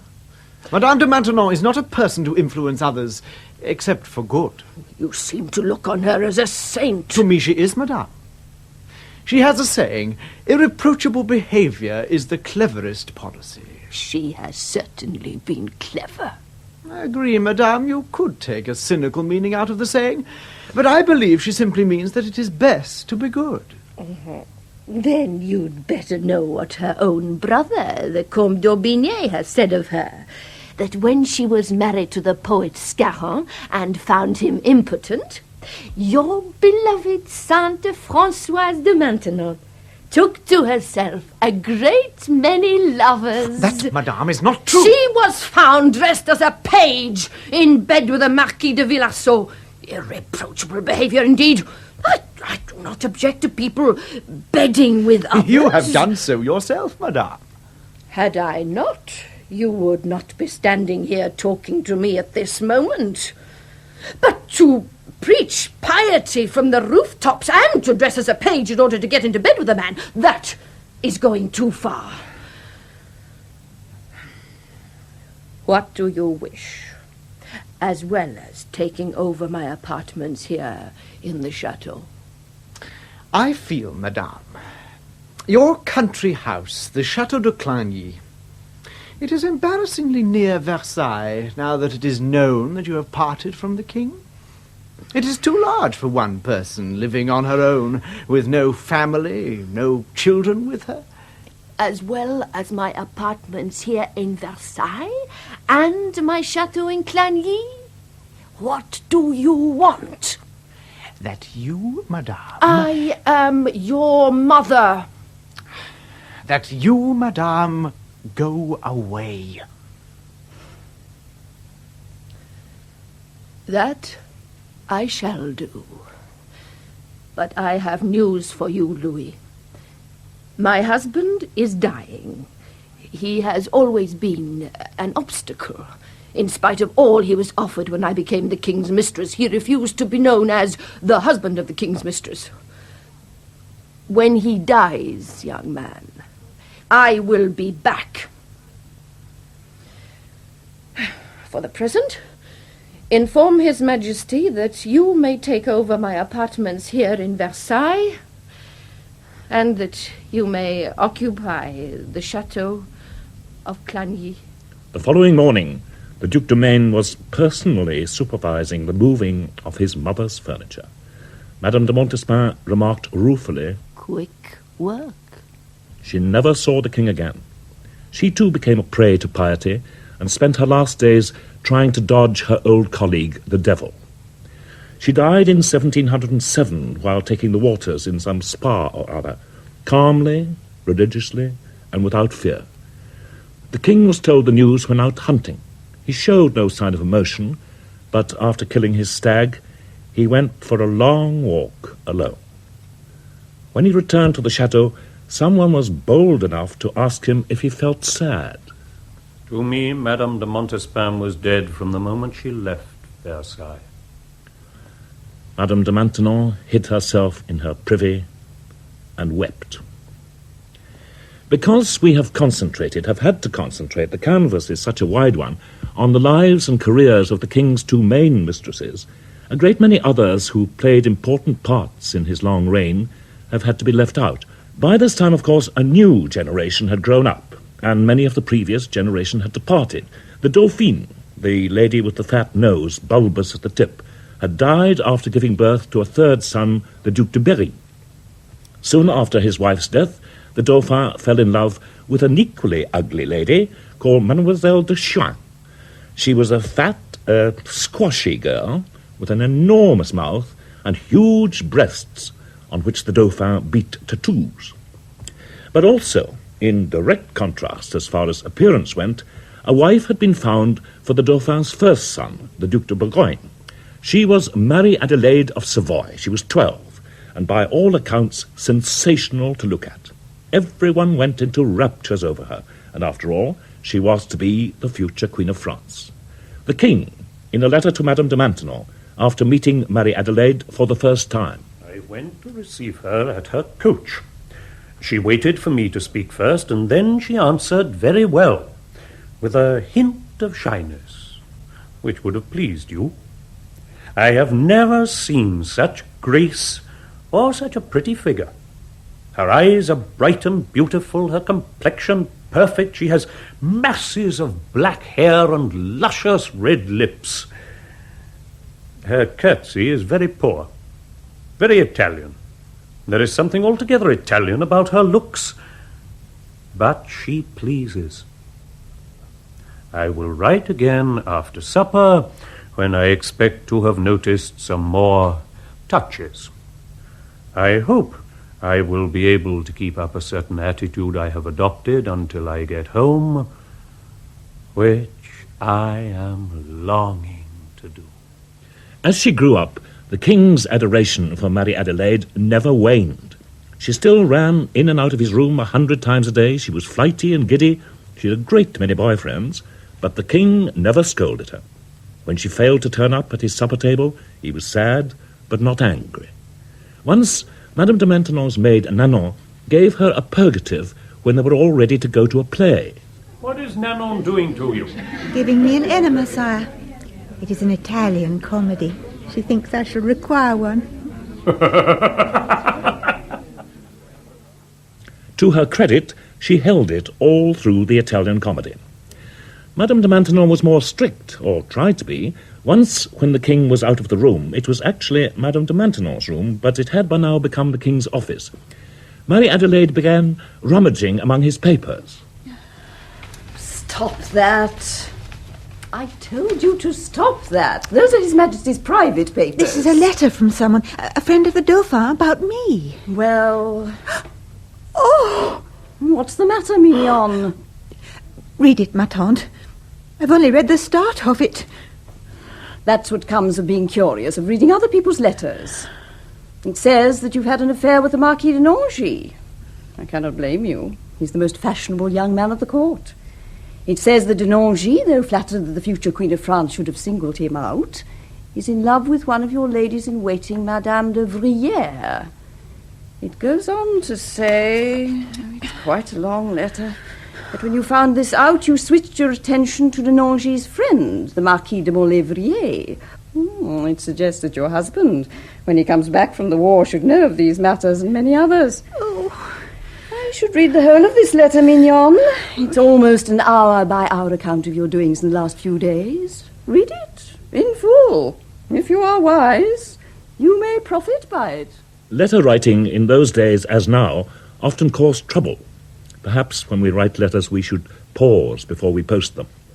Madame, the second Duchesse d'Orléans, and until the arrival of Marie Adelaide, the most important lady at the court, wrote them on purpose, letting off steam and telling home truths in a way she would never have dared to do to the king's face. knowing that her letters would be opened by the police and their contents reported to the king. She wrote at least 30 pages a day to various royal relations all over Europe, filled with gossip, much of it unreliable, most of it scurrilous. Oh, but entertaining. Monsieur is off again to the war. He is partial to battle. He went off as usual, bound to arrive rather late on the field, painted and powdered with his eyelashes stuck together, covered with ribbons and diamonds. Yet I am told that once in action he is as brave as a lion, afraid only of what the sun and the dust might do to his complexion. I think one of the reasons he likes me is that I do not like diamonds, so he can plaster his own clothes with all those he possesses. Someone the other day asked our son, the Duc de Chartres, if he was not fond of dressing up. He said, "I like it better than Madame does, but not as much as Monsieur." Madame de Maintenon wrote rather touching letters, forever emphasizing how unhappy she was in her destiny, while continuing to have a ball. How can I make you realize the boredom which devours the great of this world, and the trouble they have in occupying their time? Can't you see that I'm dying with grief in spite of my incredible destiny, and that only the love of God keeps me from going under? I was once young and pretty. I tasted the pleasures of this life, and everybody loved me. Later on, I lived for years in a brilliant society when I came into favor. I swear to you that all these conditions produce a fearful emptiness, an anxiety, a lassitude, longing for a different existence because all are unsatisfactory. One is only at rest with God. The Duc de Maine, Louis's first son by Madame de Montespan, who as a child, still in the care of Madame de Maintenon, had written rather charming letters home to his mother. Barège, 1677. Madame de Maintenon works every day to make me clever. She hopes to succeed, and so does your Mignon, who studies as hard as he can, since he dies to please you and the king. I read the life of Caesar on the way here, and yesterday I began Pompey. Madame de Maintenon had migraine and only got up for Mass. Monsieur Fagon, the doctor, scolded me yesterday in the little bath. I do hope he will be more moderate another time, and not make me scream so loudly. Adieu, madame. I am the man who loves you most in all the world. This same Duc de Maine, when he had grown up and was away at the war, and doing very badly in it, wrote very different letters home, this time to Madame de Maintenon. Those serving under me continue to be astounded by my courage in the field. In spite of the affliction to my leg, I lead them most valiantly into battle. You need not keep these exploits to yourself, madame. Pass them on to the king. And I beg you, be most severe with anybody who speaks ill of me. Since Madame de Montespan has now left the court, though she is my mother, she has gone out of my life. You, dear madame, who cared for me when I was a child, and who knew then how brave I was, are the only one who matters. Adieu, madame, your poor cripple. Still on the subject of letters, when Monsieur, the Duc d'Orléans, died in 1701, he had a stroke, following an enormous dinner and a violent quarrel with the king. Madame, his wife, wisely burnt all his letters. There were several hundred of them, all scented in violet, and mostly from boys. But she knew or suspected that the king, and presumably Madame de Maintenon, had read many of her own letters, which were, to say the least, indiscreet. She pocketed her pride, took coach for Versailles, and asked to see Madame de Maintenon. I have a favor to ask. From me? Yes, madame. Now that my husband is dead, I have a fear of ending my days in a convent. It's no bad place in which to end them, madame. I hope to end mine in that way. Will you, Madame de Maintenon, intercede with the king so that I may retain my apartments here in Versailles? Why should you ask me to do this? You have great influence over His Majesty, madame. And I have the greatest respect for you. That, Madame la Duchesse, is a lie. Madame! In your letters, Madame, most of which His Majesty and I have read, you have called me every name under the sun. Old horror, old ape, witch, whore, manure heap, and so on. Every action of mine you have attributed to the vilest motives. That, Madame, is a lie. I have never either thought, said, or certainly not put in writing a single word against you. I have one of your more recent letters here, Madame. I thought it wise to conceal it in the bosom of my dress, rather than come in holding it in my hand. You might have recognized your own writing. It is to one of your German relations. No one, you say, knows for certain whether the old brute, that I take it, Madame, is I, is the king's wife or his concubine. His Majesty and I laughed at that, Madame. What His Majesty did not laugh at was when you go on to describe the misery of the poor in France. Horrible stories are going the rounds. People stay indoors rather than see the faces in the street black with hunger. Public and private finances are in a desperate way. The conversation at Versailles is of nothing but wheat, oats, and barley, and which commodities that aging whore, that again, Madame, I presume is a reference to myself, is clearly speculating at great profit to herself. I take it after that, Madame, and with your influence over the king, you would wish me to leave Versailles and enter one of the convents which you regard so highly. The matter has already been arranged, Madame. I have used what you term my influence over His Majesty. I see. By His Majesty's wish, and mine, you will retain your apartments here in Versailles. Madame continued to write about her benefactress in exactly the same terms as before, but was careful not to send her letters by the public mail. The War of the Spanish Succession, in which Austria, nearly all Germany, Denmark, Holland, and England lined up against France and Spain, broke out in 1702 and kept Louis well occupied. He personally directed operations, working 9 or 10 hours a day in Madame de Maintenon's bedroom, which he used as an office.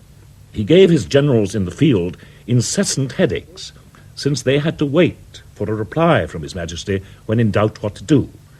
Quite apart from this, the generals were rather a sorry lot, and the Duc de Bourgogne was hopeless. Madame de Maintenon had them all well summed up. I don't know if they frighten the enemy.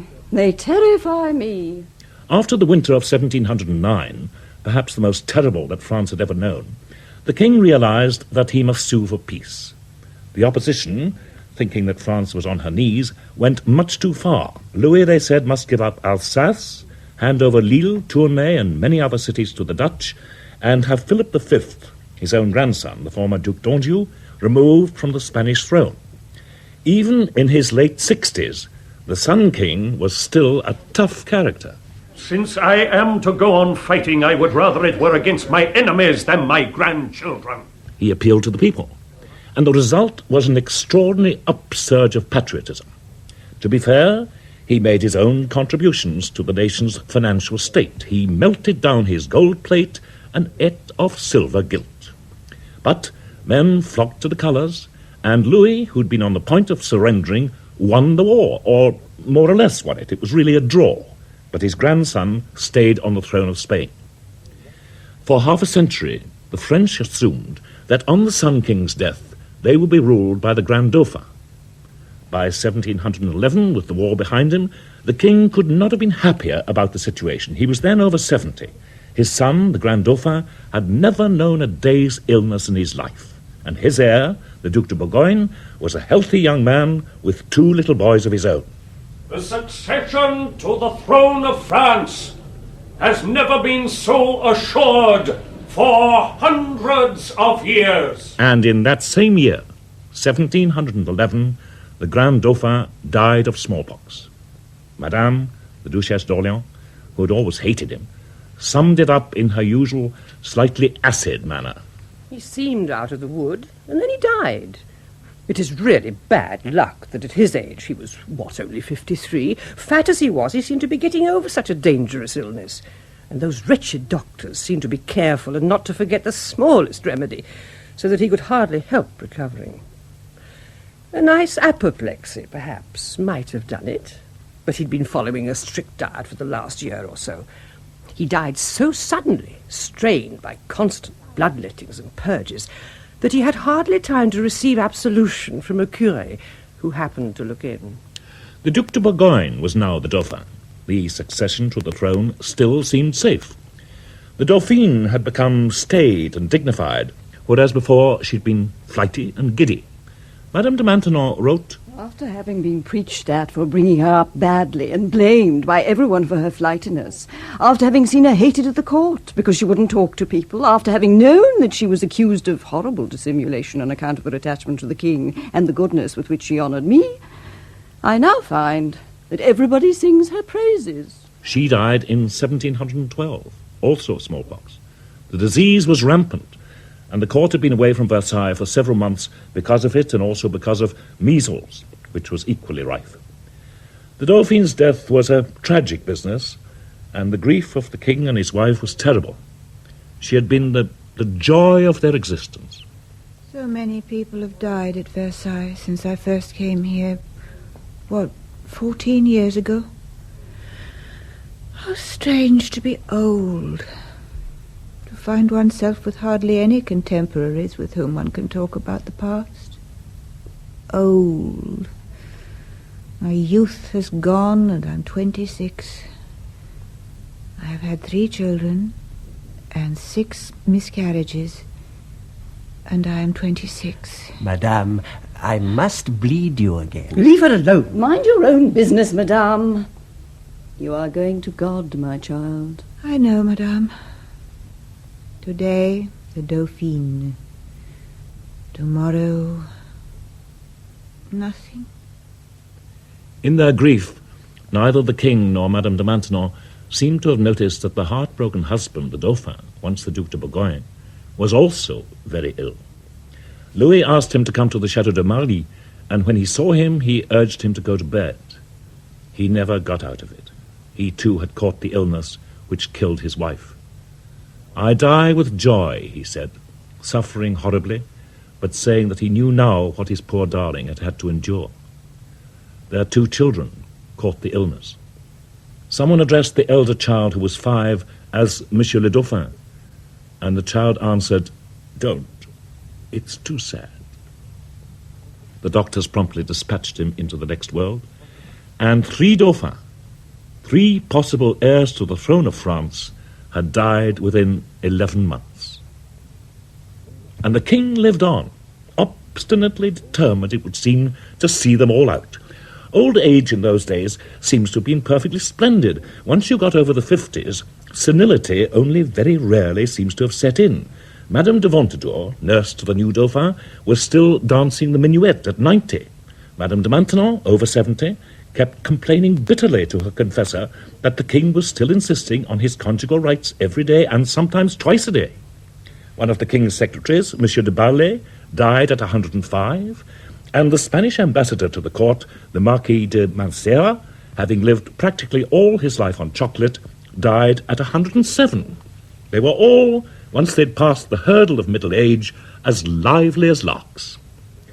And yet Madame de Maintenon was sad that Versailles, which had once stirred and buzzed with the chatter and gaiety of the younger generation, was now becoming almost an old people's home. There is no longer a court, not a real court. The king has given up his efforts to keep his courtiers amused and busy. The evening parties have stopped.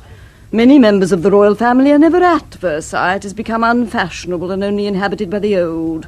The smart set have escaped to Paris, which by all accounts hums with pleasure and vice. It's a sign of the times, I suppose.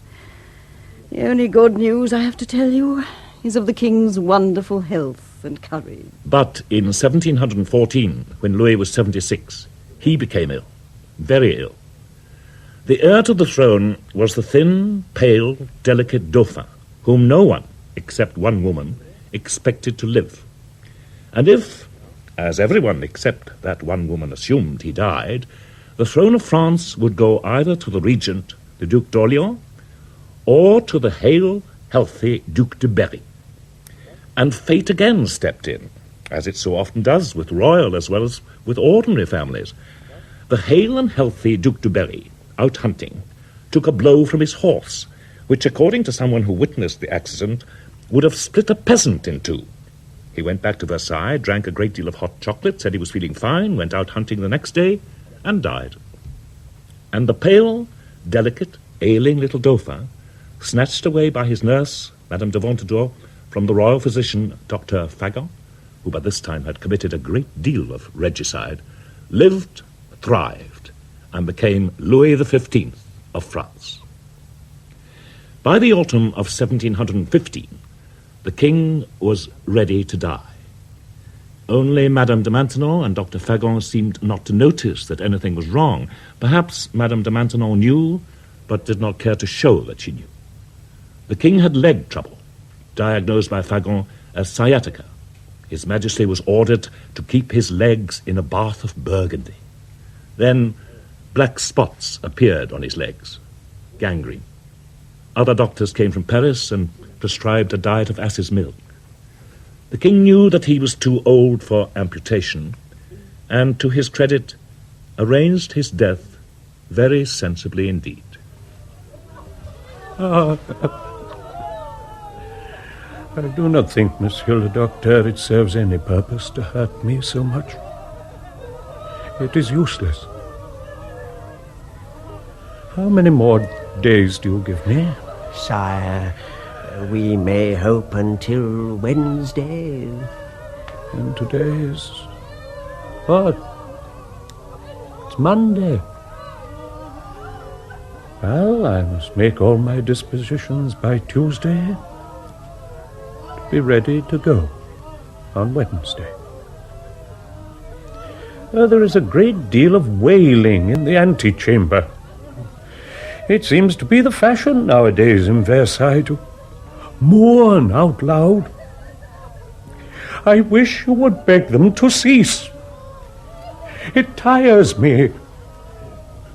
And from the sound of them, it is mostly my daughters who have long since ceased to have much feeling for me.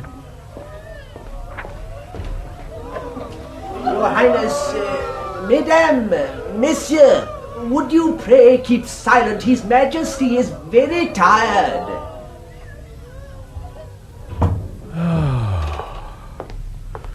Oh, that is better. Was Madame de Ventadour out there with the wailers? Yes, Your Majesty. With my great-grandson, the Dauphin? He was holding her hand, Your Majesty. Ask her to bring him in. Your Majesty.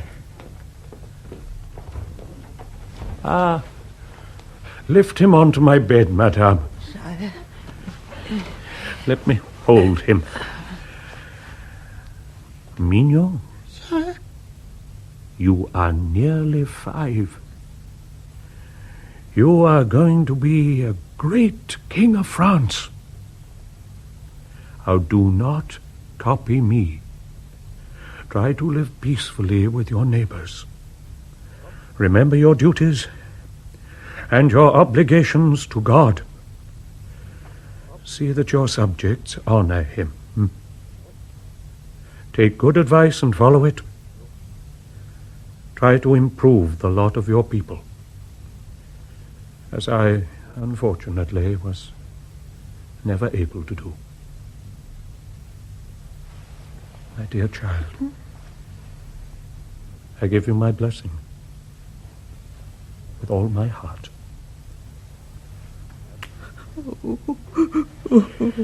Madame de Ventadour, I thank you. I have the feeling that that little boy may be a good king.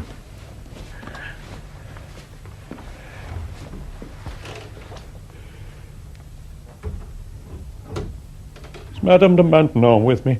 I am by your side, sire. I've scarcely left this room for 2 days and 2 nights. In the days when I was king. Ah, the king, sire. Oh, no. I have gone. But when I was king, the few courtiers whom I summoned to my councils about so many things, planning of Versailles, the wars, all the troubles in our country. I feel they were frightened of me. They have cause to be no longer. Are they too waiting? Yes, Your Majesty. Have them come in.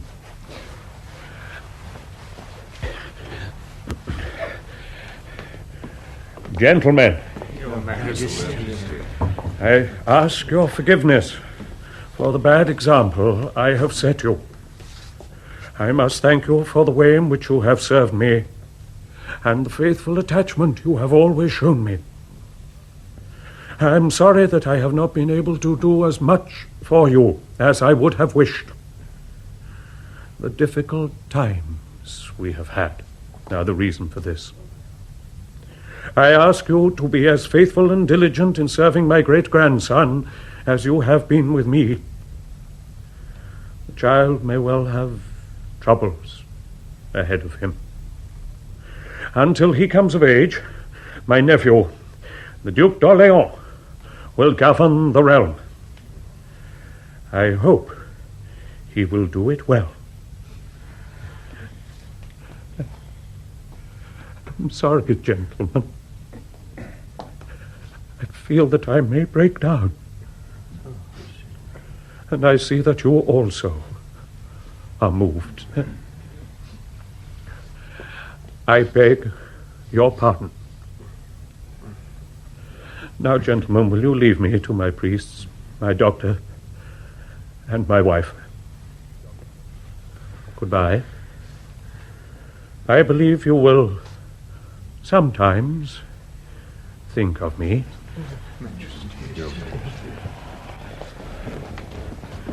Madame. Your Majesty. I have asked the Duke d'Orléans to see that you are all right. Always. You've been a great help to me. Why do you cry?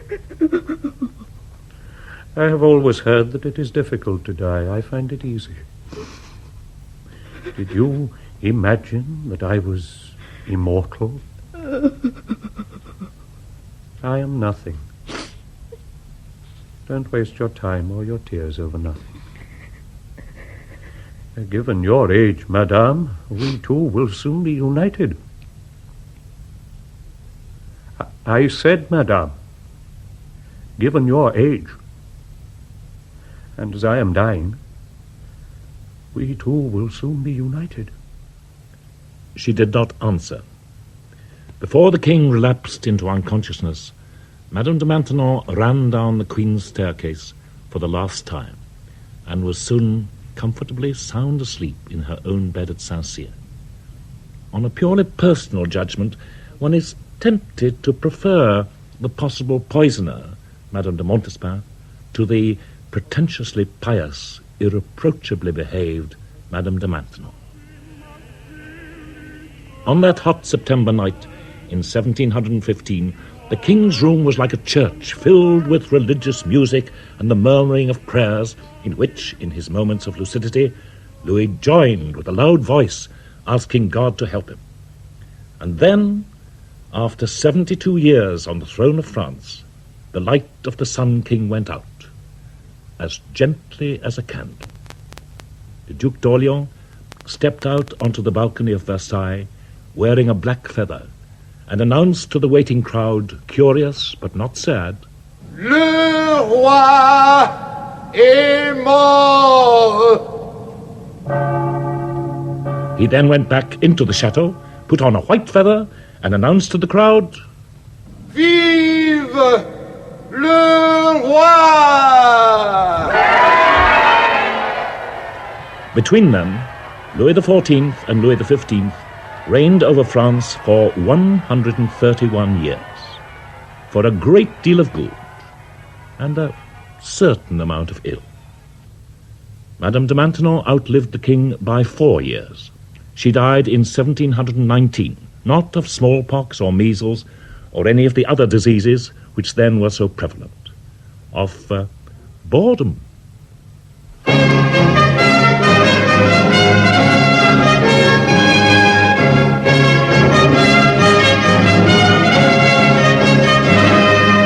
In The Sun King, based on the book by Nancy Mitford and adapted by Alan Melville, who was also the narrator, Aubrey Woods played the part of Louis XIV, Gudrun Ure, Madame de Maintenon, and Elizabeth Morgan, Madame de Montespan. The Bishop of Chartres, Peter Williams, Père de la Chaise, Vernon Joyner, the Duc de Maine, David Timpson, Marie-Adelaide, Diana Olsen, the Duchesse d'Orléans, Cécile Chevreau, the Duc d'Orléans, Douglas Storm, and Dr. Fagon, Anthony Hall.